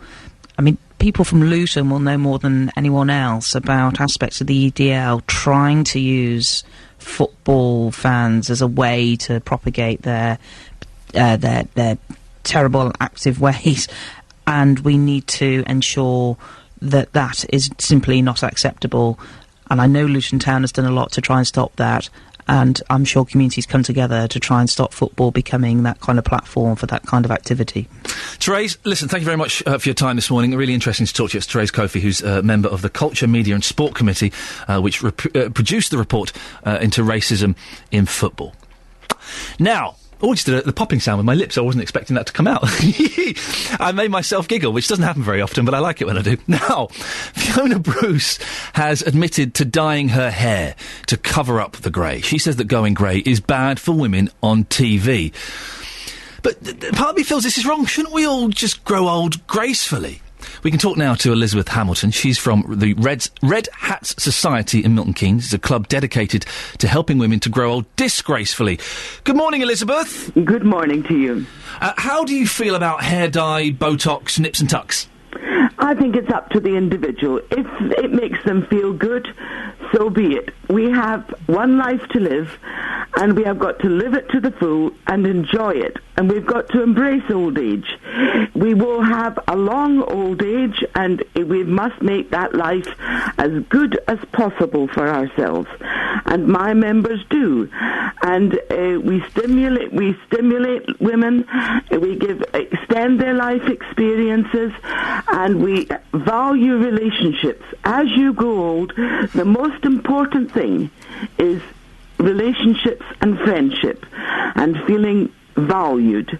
So I think that some women do the hair dyeing and the Botoxing perhaps because they are uncertain about who they are as they grow old, and they want to keep their youth. My ladies generally embrace the fact that they're growing old. They're older, they're wiser. They've had the hurts, the pains, the loves, the experience, and the joys of being a woman. It's a wonderful thing to be a woman. So I've been told. It's also not bad being a bloke. But do you think that there's an unfair pressure on women on TV? It does seem a little bit one-sided that, yeah, it's all right for blokes to have white hair and look older, but girls, they have to keep looking like girls. They're not allowed to grow up on TV. Well, I don't agree. I do think that older men can look a lot better as they grow older. My daughters say that my husband looked like a nerd when I married him. I can tell you now he's white-haired, and I think he's very handsome. Oh, I bet he is. Oh, I do. Oh, Elizabeth, you don't. But I don't think we can ward off Anno Domini. I don't think we can do it, but if it makes you feel better, a little bit of lipstick, makes every girl feel more girlish, and if they want to have their hair dyed, why not? I see no harm in it, as long as it isn't in any way hindering their health. Let them do it. It's who we are. It's individuality, and that has to be embraced. I have to ask you these two questions from a journalistic point of view, so please don't be offended. First one, how old are you? Second one, what do you look like? I am fat. I am very fat, and I am just coming up to my 70th birthday. And I am having such a great time. The Red Hat Society does such a lot for ladies. Yeah. We are the thoroughly modern Millies of Milton Keynes. We embraced modernism. What do you do in the Red Hat Society, then? Well, we do lots of things. Do you get together and do Beetle drives and things? No, we have a very varied diary. My ladies have been to France, a chateau in France, for a lunch. We've had Bollywood dancing lessons. We go kite flying to say goodbye to winter on the Dunstable Downs. We've been to a Sikh temple for lunch with the ladies who showed us their underwear. We asked very, very difficult questions of them, and they gave us honest answers. Yeah. We were really impressed with these women. We had some ladies come over and show us how to put on a sari, and we had our hands henna dyed. We meet for meals, we meet for coffee mornings, we meet in each other's houses, we go to the opera, we go to the theatre, we go out... All right, stop showing off, Elizabeth, for goodness sakes. This is the busiest social diary I've ever heard. I am intensely proud of my girls, because it is all done by ourselves. There's nobody but us that does it. Can I come and join you one day? You will be very welcome, but you have to wear yellow socks. Sorry? We only allow fellows around us when they wear yellow socks, since we wear red hats. Is this a fetish or something? It's from...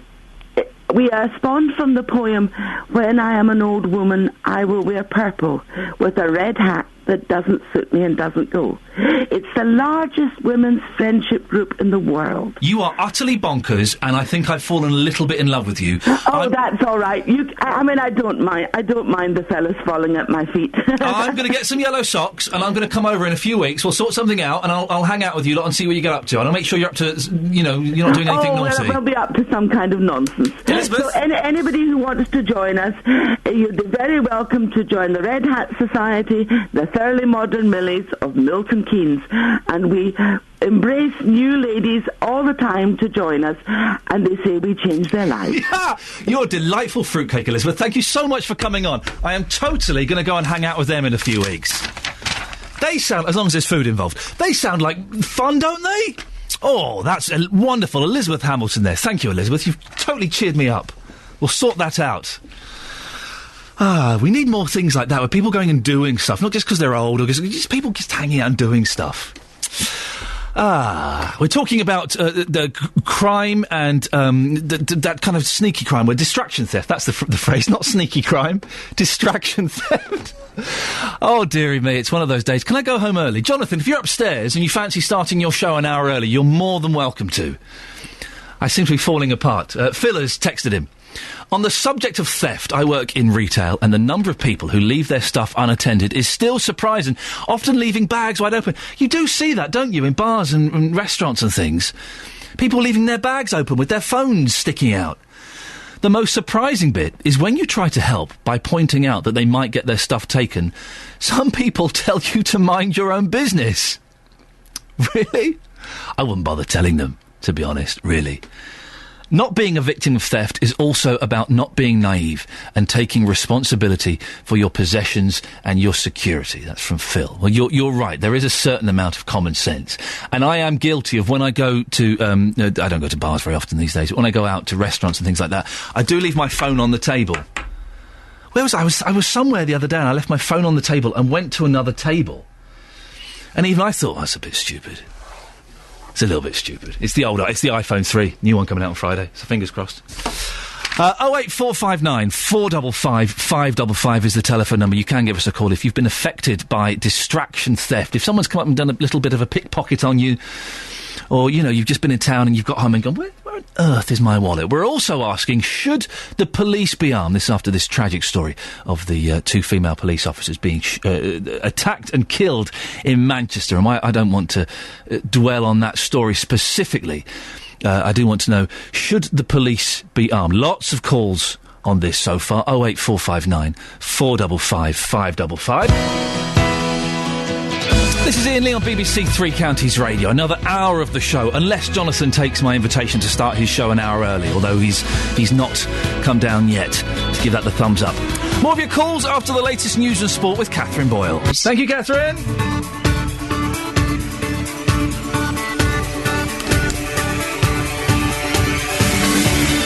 Good morning, this is BBC Three Counties Radio. It's 3 minutes past 8. It's Wednesday, something like the 19th of September. How is that even possible? This is Iain Lee, BBC Three Counties, here until 9 o'clock. Lots to talk about. Growing old gracefully. Should women on TV feel pressured to dye their hair and change their appearance? Jonathan Bernard-Smith will pop in to say hello and something vulgar just before we go on air, probably. And talking more about that police shooting incident that took place in Manchester, leaving two police officers dead. We're asking in the last hour of the show, should the police be armed? You can text 81333, start your text 3CR, or give us a call 08459 455 555. BBC Three Counties Radio. I should just say that do stick around in the daytime, because drive time from 3 with Roberto, it's the best Three Counties stories from local people. Local news as it happens. From 6, the drive time round tables. And Wednesday night, from 6, family and lifestyle. It's always worth a listen. Drive time from 3 with Roberto. Now, there's never been a killing like it in this country. Two female police officers responding to a bogus emergency call in Greater Manchester yesterday were shot dead moments after leaving their vehicle. The Prime Minister described the shooting of 23-year-old PC Nicola Hughes and 32-year-old PC Fiona Bone as a despicable act of pure evil.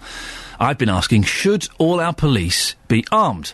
You can have your say on that by calling 08459 455 555. Our reporter Justin Dealey has been out on the street to see what you think. Yes, all police officers, they need to protect themselves and the public as well. They need an arm with the guns, walking with the guns. And you firmly believe in this country the law is simply too soft, don't you?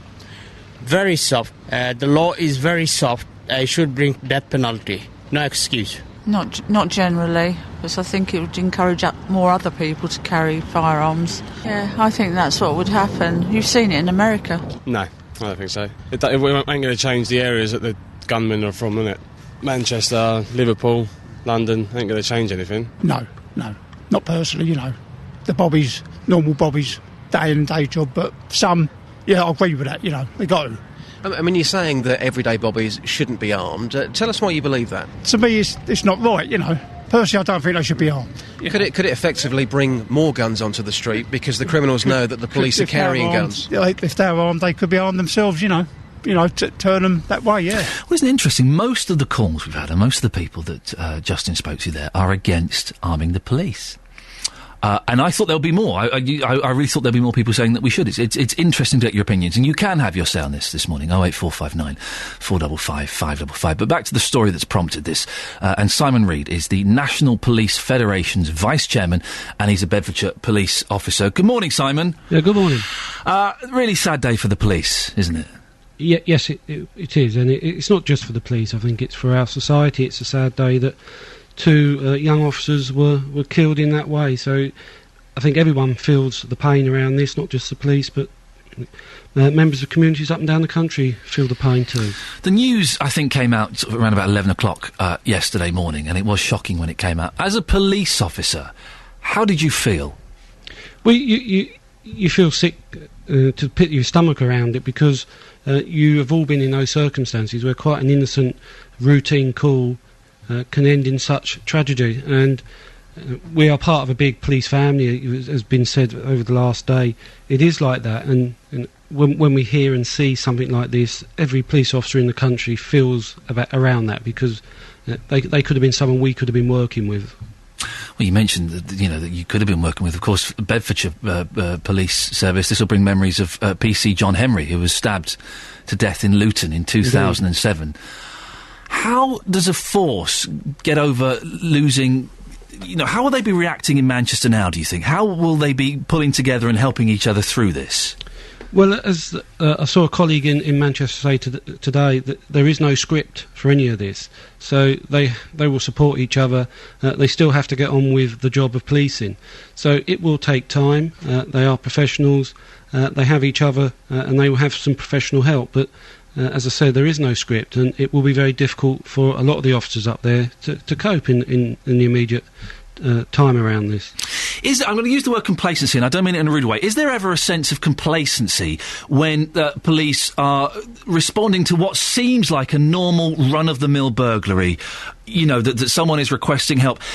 Or are police constantly on their guard that actually there could be something more sinister behind what they're approaching? We do have a number of systems in place, so when we receive a call, we should be able to check the address for previous calls or any information about the occupants there. Officers attending address will also make an assessment of what they're going to, but you're quite right, there will be an element that it's just a routine call, because we're not geared up to think every time we turn up to a routine incident we're likely to face death. So yes, I mean, it's human behaviour to think this is just a routine call if you've got no other information to get to the contrary. Simon, where do you stand on all police being armed? Well, that's a very personal view. The majority of police officers in a survey we did before have said they don't want to be armed. They would like to see more dedicated armed officers being available.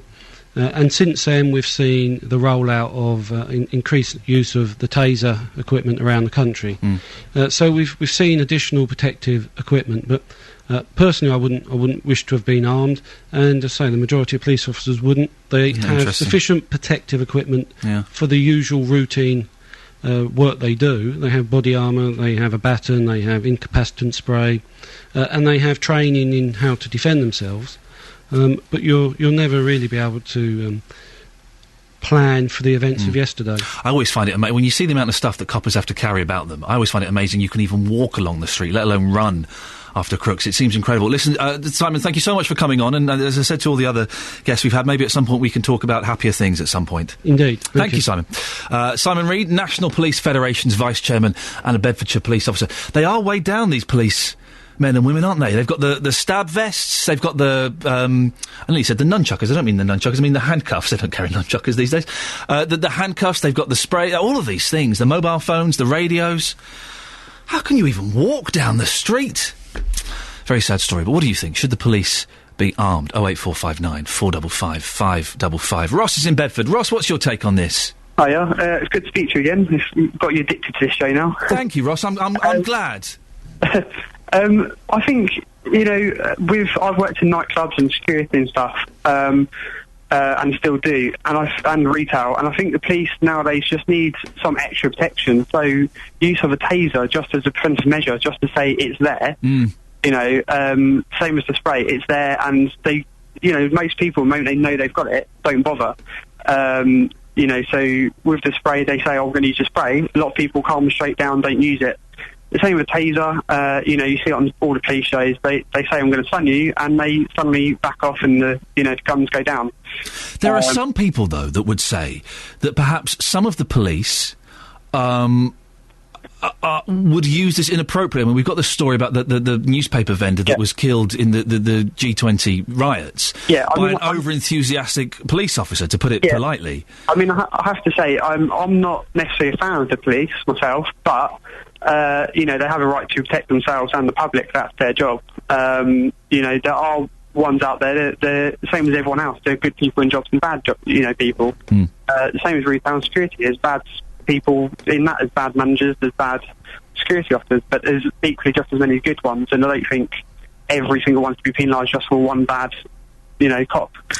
Ross, listen, thank you very much, Ross in Bedford, who has now become addicted to the show, which I think that's got to be a good thing. Ross, spread the word, for goodness sakes. Talking about distraction crimes and what you can do to prevent them, Lynn has sent a text in, which I do this. I've done this. When travelling by train, I've often seen men go to the loo whilst leaving their phone and laptop on the table. I've done that. Not necessarily the phone. I'll take the phone with me, but I've left my laptop on a train. I guess it's because it's a crowded carriage and you sort of think, well, people will have seen me walk away from this. No one's going to pick this up, are they? Is that me being really stupid and naive? I think it might be. The thing is, if you want to go to the loo on the train, you're not going to close everything down, save everything, close everything down, put it back in the bag, zip it up, take it to the toilet, do your business, won't go into detail there, come back, then get everything back. It's such a faff, isn't it? For 2 minutes, you'd think it would be all right, wouldn't you? I think maybe I'm being a little bit stupid there. It's 8:15, it's Wednesday the 19th of September. These are your headlines this morning on BBC Three Counties Radio. Greater Manchester Police are continuing to question a man about the deaths of 2 of their colleagues in a gun and grenade attack yesterday. A 25-year-old student's been found guilty of assaulting in a St Albans car park after subjecting his girlfriend to a massive campaign of possessive and obsessive behaviour. In football, England's women take on Croatia at Walsall tonight in their final qualifying match for Euro 2013. We'll have a full weather bulletin shortly with Dan Holly, and coming up, Gary Barlow is to sing on a revamped version of the hugely successful The War of the Worlds. The chances of anything coming from Mars are 1,000,000 to 1, but still they come. Fingers crossed. We'll speak to Jeff Wayne shortly. I started it, regretted starting it, but had to see it through to its conclusion. Hopefully we'll speak to Jeff Wayne shortly, who wrote the musical version of War of the Worlds. BBC Three Counties Radio. He's here with the old twist and flick of the neck. It's Jonathan Vernon Smith. I find that really creepy, if I'm honest. Well, I can't help it. It's like a twitch. None of the headphones work in here. Why do you need headphones on? We're just having a chat. Well, I'm a professional radio pronunciator, you see, so when you're one of those, you have to have some headphones, don't you? Nice matching... oh, God, here we go again. No, I'm it's like coming in and saying Gok Wan. I'm not asking you to take your clothes off, although if you could. No, matching like a sort of golf vest and a sweater. I would never use the word sweater. A golf vest? Oh, yes. This is a Lacoste polo. I would never use the word sweater apart from you. You wouldn't wear a jumper, you'd wear a sweater, or possibly a jersey. Thanks. Is this a compliment, or are you just being generally insulting? No, I'm paying a nice compliment. Let's see your trousers. What trousers have we got on today? Jeans. It matches today. It matches. Jonathan Vernon Smith is parading around the studio. Young man at CNA. I was so upset when they closed CNA. Were you? Yeah, I was. I wasn't. Oh. Coming up on the big phone in this morning from 9, would you feel safer if all police officers carried a gun? Continuing your discussion you're having this morning, very interesting it is too. The killing of 2 female police officers in Greater Manchester has reignited the debate on whether police should be routinely armed. Constables Fiona Bone, who was 32, and 23-year-old Nicola Hughes were killed when they responded to a false report of a burglary in Mottram. Officers are continuing to question a man about their deaths. Well, there are arguments for and against all police carrying a firearm, and I want to hear your view from 9. I noticed this morning, I think if we were to take a poll on the responses you're getting, I would say most people are saying no, arming the police would be a very bad idea. There are a few that are definitely for it and think it's great, but yes, most of them, and I'm surprised by that. I thought it'd be a little bit different. Most of them are saying no, it's pretty good as it is. I wonder why. From 9, I want to know whether having police out there with guns on them, would it make you feel safer if you saw a police officer in your town centre and they had a gun at the side of them? Would you feel safer? Would you feel that they were doing their job any better? That our streets were less likely to be filled with criminals? I'd like your views from 9. Would you feel safer if all police officers carried a gun? 08459 455 555. We've had some really interesting calls on this, and I know you will. We had a guy in the first hour, I think it may have been Dave, I'm not sure if I've forgotten the name wrong, I apologise, who said that we should all be armed, that everyone should have guns, and he said that he knew 5 people who had guns illegally for their own protection. Really? Yeah, I know, and I found that I'm so naive around guns, and I'm always a bit shocked. But it would be interesting to find out how many people have got guns for their own protection. It's more than we think. Have you ever shot a gun? No, I've not, and I would love to. And I'm being honest when I say that. I don't mean in an aggressive... It's very difficult. Have you done one? Have you shot one? Yes. It nearly blew me backwards onto my onto my backside, because I went clay pigeon shooting, and they give you this great big gun, and you have to hold it like this, and as you fire, it goes right back. Real recoil. Yeah. And there are places in America, when I've been to America, there are places you can go and you can hire all different kinds of guns, machine guns. It's a strange... I don't want that culture over here. No. It's a strange place. But yes, being serious, there is a part of me that would like to know what it feels like to fire a gun. Not in anger or anything like that, but it would... Anyway, I look forward to listening to your topic and more stories of you being blown off onto your backside. So, thank you, Jonathan. Oh, wait. Clay pigeon shooting. Shall we go? Shall we? Well, you agreed earlier to go with Justin to the football. I feel he bullied me slightly into that. Let's go clay pigeon shooting. Can we? Yes. I'd love to. Do you do it regularly? No. Excellent. Jonathan Bernard-Smith will be on at 9 o'clock. I've agreed to all these things I'm doing. I'm meeting some old women. I'm going to football with Justin. Clay pigeon shooting with Jonathan. I don't like people. This is Iain Lee on BBC Three Counties Radio. Yes. Do you remember the hugely successful The War of the Worlds musical album? It was massive. And it keeps coming back every few years, and it's just constantly massive. Well, Gary Barlow is to sing on a revamped version, performing two of its most famous songs, Forever Autumn and The Eve of War. And we're very lucky, because the man, nay, the legend behind it, Jeff Wayne, is on the line now. Good morning, Jeff. Ian, good morning to you. It's lovely to talk to you. Thank you. This is very exciting. This is the gift that keeps on giving. What's happening with War of the Worlds now? Well, this is under the name of the New Generation, Ian, and that I've been working on it just under 2 years. And it's kept coming back to me from various people from the record company, and particularly when we started touring in 2006 in arenas around the UK, around Europe, Australia, New Zealand, about how I could extend the story, and always being asked, well, if I was composing and producing this work in today's terms, what would I be doing to it musically? And over the years, I kept sort of thinking about it, and the starting point was that there's a lot of rich material that my original script from 1978, that not all of it made it onto the original album, that I revisited. And it made me realize that there was a lot of good material to expand.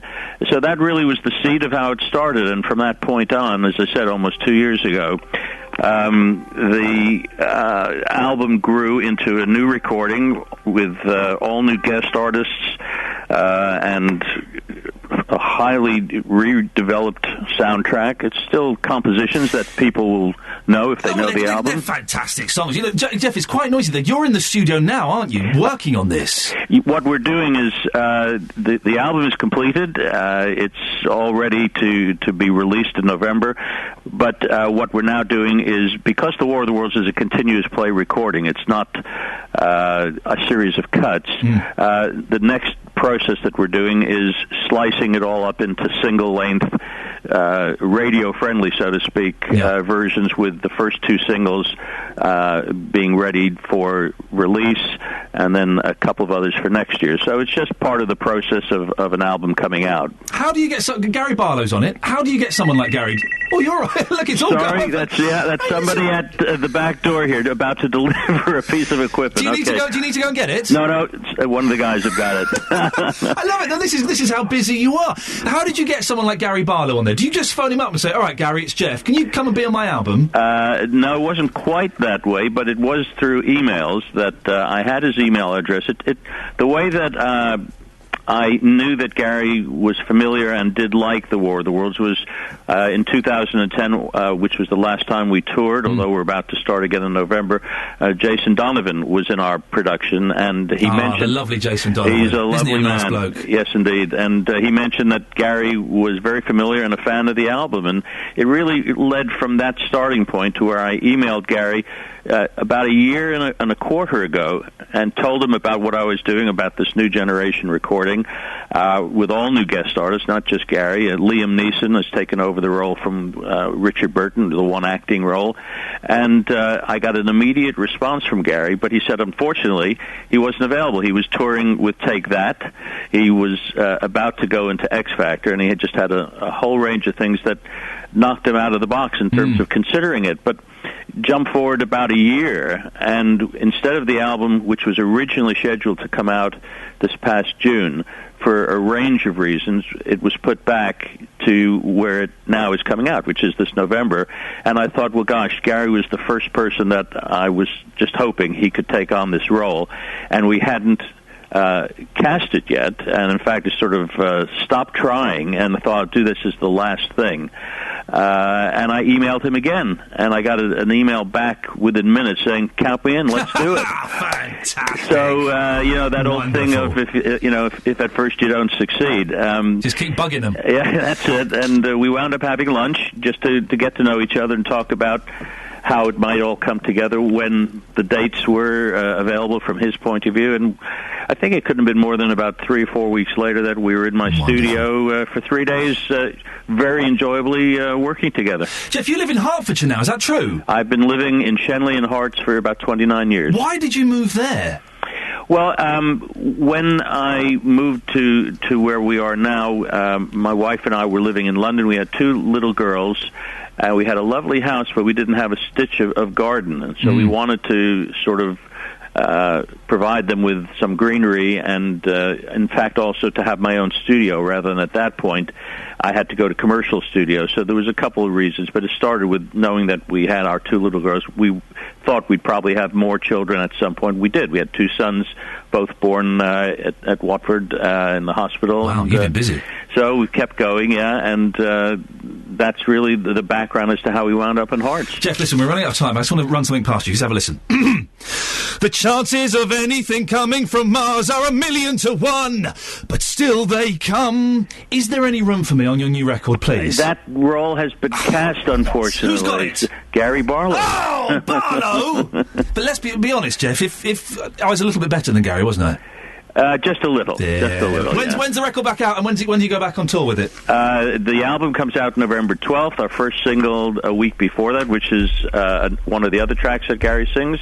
And our tour starts in Dublin, in fact, at the O2 on November 29th. Then we go all through the UK and onto Europe. Fantastic. Jeff, it's lovely to speak to you. We'll have to get Jeff in one day, because the man is a legend and has some fantastic stories to tell. And that album, it just keeps, every couple of years, it just keeps popping up again in a different format, and it's a fantastic record. Absolutely fantastic. Jeff Wayne there.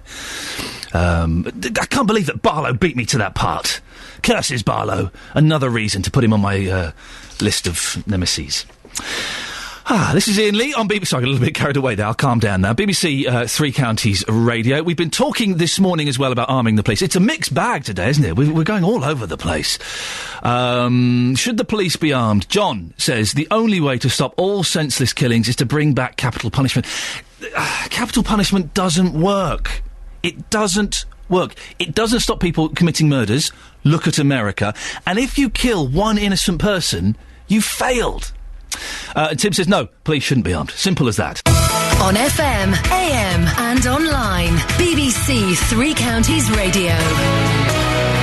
It really has been a busy show this morning, and thank you so much for your input. It makes my life, a bit easier, and I think it's just a bit more interesting as well if we get to hear your voice. If it's not just me banging on all the time with my ridiculous views. I want to hear your ridiculous views. No, I want to hear what you think as well. This morning we have been talking about growing old gracefully. After Fiona Bruce has come out as saying, yes, I dye my hair. I'm going great, and I love it. I got teased a little bit. But my dad looks a bit like Barry Cryer, so I'm going to have a complete white head of hair. And I'm loving it. I can't wait. I want it to go white now. If my hair went white, I'd look like David Byrne from Talking Heads. Nice strong side parting and white hair. I'm tempted to dye my hair white just to speed up the process. 08459 455 555. And the slightly more serious issue this morning, after 2 police officers were killed in Greater Manchester yesterday, we are asking, should the police be armed? Anne is in Watford and has got a view on this. Good morning, Anne. Good morning. What's your view? I don't think the police should be armed at all. I think the guy has acted as a terrorist, and I don't understand why he's not being treated as a terrorist. Well, and just to stop you there, I don't want to talk specifically about this case, as it's an ongoing case. If we can speak in generalities, that's the word, isn't it? Yes. Yes. So you don't think it's a good idea for the police to be armed? Do you think we should have an armed division of the police? I think we should have these armed division police on call when needed. Right.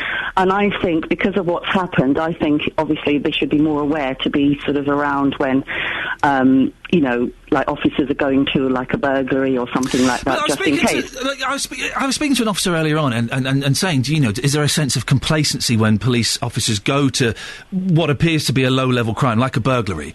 And I guess you have to have that attitude. You can't expect every incident to be a life and death incident. They just, first of all, you'd go mad with worry, and secondly, there aren't the resources to sustain that, are there?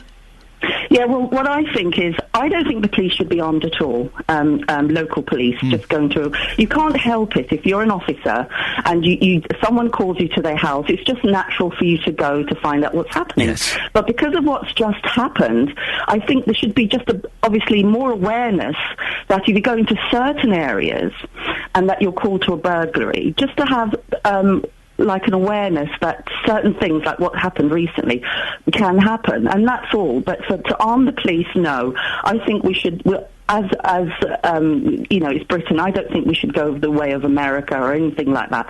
I think we should just basically stay as we are, because we're not that sort of country. I mean, this hasn't happened like ever. I've never heard of this sort of thing happening, and I don't think it's something that will just start to happen randomly. I don't think so. I really do think it's one of those rare one-offs. But like I said, you don't want me to go into the reasons why I think this guy, was doing it. But I think basically, if this sort of thing happens start to happen on a regular basis, that's different. But I think we should stay as we are.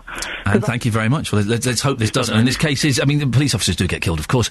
This case, I think, is particularly unique in the fact that it was two female police officers.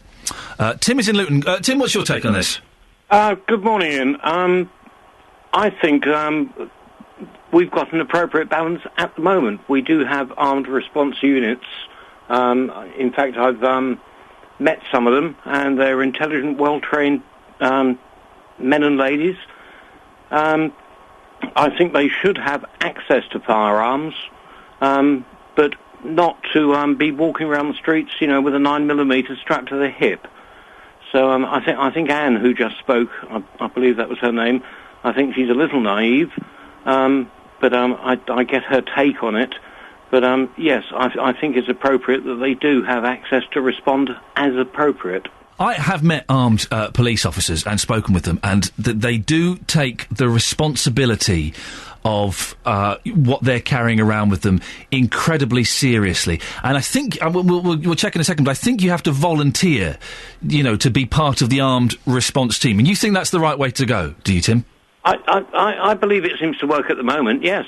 Without doubt. I mean, for example, we got an armed response unit based at Luton Airport, and quite rightly so, in my opinion. Tim, thank you very much. Tim in Luton. There's still time if you want to give us a call and have your say on this. 81333. Start your text 3CR or give us a call 08459 455 555. Well, we've been talking about it, and there has never been a killing like this in the country. Two female police officers responding to a bogus emergency call, shot dead moments after leaving their vehicle yesterday. The Prime Minister described the shooting of 23-year-old PC Nicola Hughes and 32-year-old PC Fiona Bone as a despicable act of pure evil.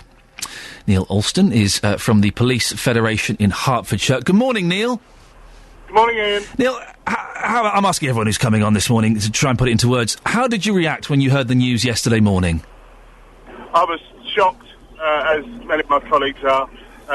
As you've identified, it is still fairly rare. It's a dreadful, dreadful thing to happen and brings home the dangers that police officers face day in, day out. I think what's so upsetting about this is that it wasn't. They were on the scene of what was potentially an armed situation. They were called to what I'm guessing police are called to every single day. Reports of a burglary in a house. You know, quite a normal thing.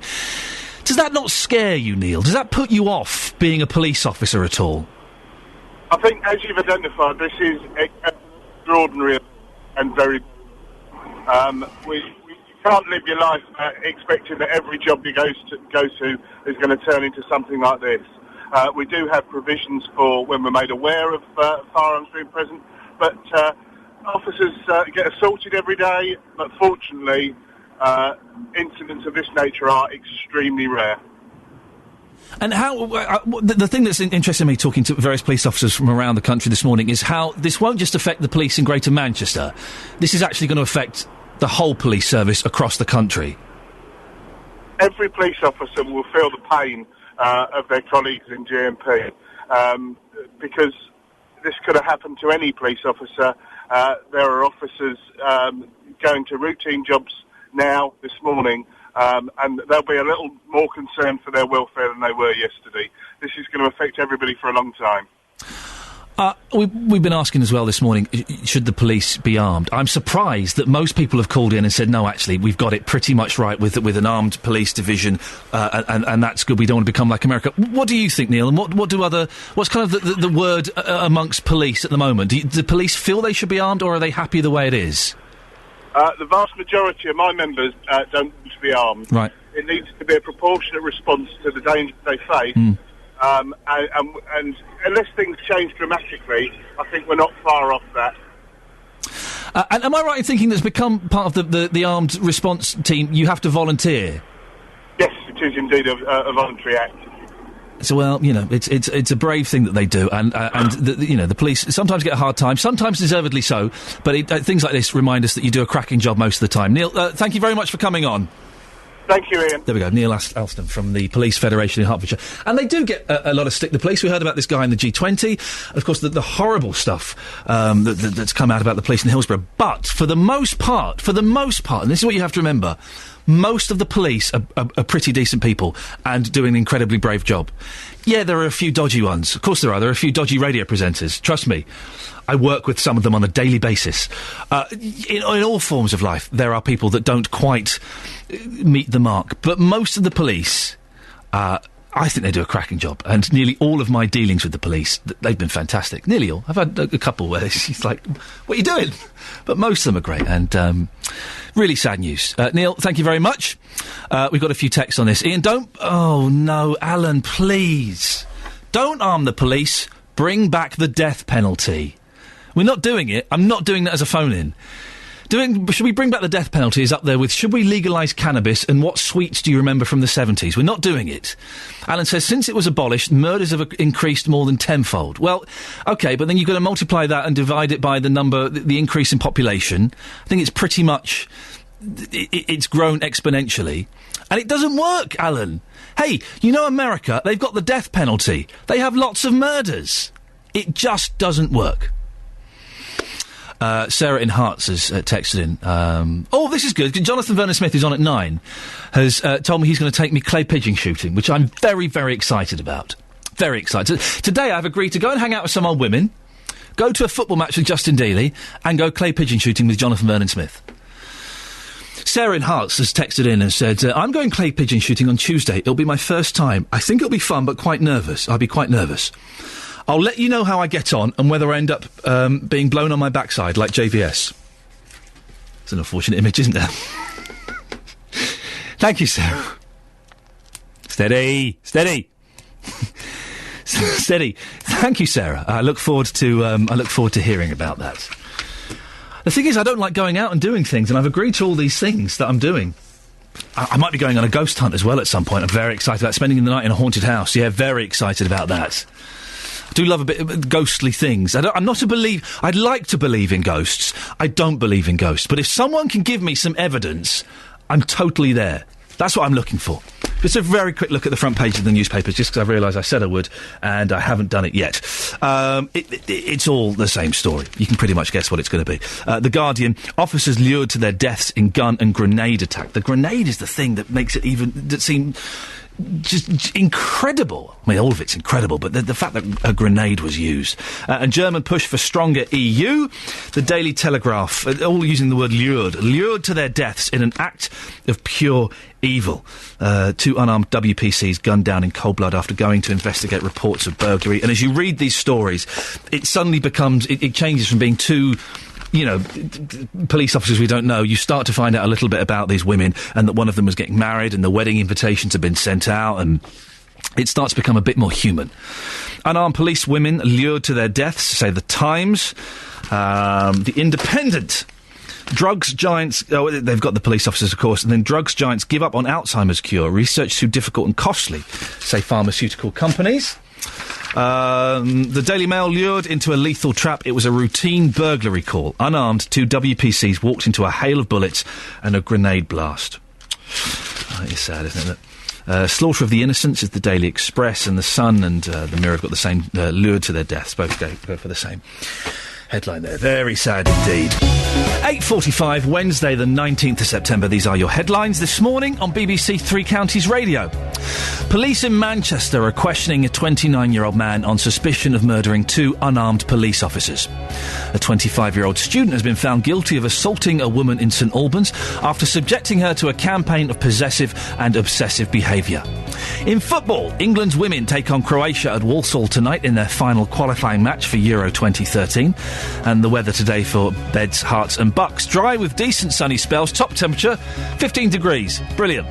Coming up just before 9, our reporter Justin Dealey has been out and about in the 3 counties to find out your views on growing old gracefully and whether you feel the need to dye your hair. BBC Three Counties Radio. Now, this is exciting. Leading scientist, Professor Robert Winston, is going to be visiting Watford Grammar School for Boys this morning. He's opening the first STEM science hub in the country there, and he's on the line to tell us all about it. Good morning, Professor. Good morning.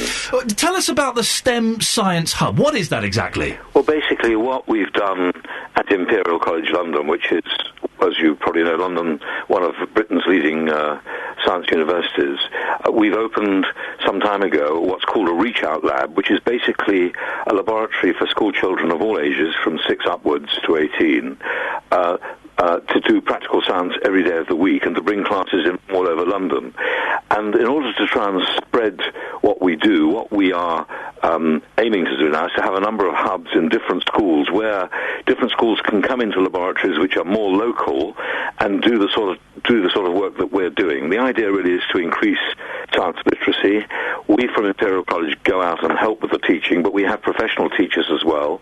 And we also, of course, collaborate and cooperate with the teachers in the schools because, of course, they're the experts in school teaching. We're not. We're university academics. And the programme actually has been, so far, at Imperial College, inside the college, an amazing success because it allows children to see what the advantages of going to university are. They can go and play with some of our amazing plant. We've got all sorts of exciting equipment which they can use. And it's really to try and design to remove the barrier between school and university eventually. I think that's quite an exciting thing you're talking about because there is a lot of there was fear 25 years ago, whenever it was, when I was at school about going to university, and now of course with things like fees and it seems more and more people are being turned away from university. So this whole project is kind of trying to get young people interested in science and continuing their education. That's exactly right, and all the evidence shows, and basically this really originates from a select committee we had in the House of Lords, which many years ago I chaired, which really shows that the thing that really mostly turns children onto science generally is doing practical work, doing work where they can actually make explosions, where they can do things which health and safety might have suggested are dangerous. But actually, of course, what we're able to do is to teach each of the 5 sciences, and by that I include engineering and mathematics. And it's been a huge success because, of course, what has happened it's not only had an impact on the schools, it's also had an impact on the teachers who come with them, who've changed the teaching that they're doing in some cases. And above all, and really the thing I'm most proud of, is the fact that a number of our undergraduates at Imperial College are now thinking of doing teaching as a profession, and that's quite new for a Russell Group leading research university to consider to send out some of its student body as they graduate into teaching. We've now actually, for example, got a teaching with physics degree at Imperial. You're going to Watford Grammar School for boys this morning to open the STEM Science Hub there. How is that going to benefit the school itself? Well, I think basically it'll benefit us too. I mean, don't forget that we are learning by contact from schools. Watford has got a great reputation. I've actually, many years ago, given seminars there, both at the boys' school and the girls' school. So I know it a bit, and I'm delighted that they've taken up this initiative. So they're the first hub that we've created, but we do have other schools as well who are lined up in different parts outside London. It's a bit far to come from Watford to the Reach Out Lab at South Kensington. Yeah. So the more we can do this, of course, the other thing we're also doing is to encourage other universities to join us in. So eventually we hope to have a network right across the United Kingdom. How will it benefit Watford? Well, I think, having school students meeting really leading scientists, because of course the people who are coming in are real experts in the fields that we'll teach, is something which is really quite exciting for them. So I think we learn from contact with them, but I think also they'll learn with contact with us. I think what you're saying is great, and I agree totally that there's nothing better than being a 13-year-old boy or something in a science lab and making smelly things and making things blow up. We had two science teachers at our school. One would do the boring kind of theory and you'd sit there, you'd write stuff, and the other one was, right, we're going to get the Bunsen burners out today and we're doing this. Robert, will you be doing any explosions today? Well, what Please. I'm doing a lesson called what's called States of Matter, which sounds really boring, but actually it's very far from boring. We're going to go down to very low temperatures, down to minus 190, wow, which is pretty damn cold, yeah, and we'll be going up to above boiling point as well.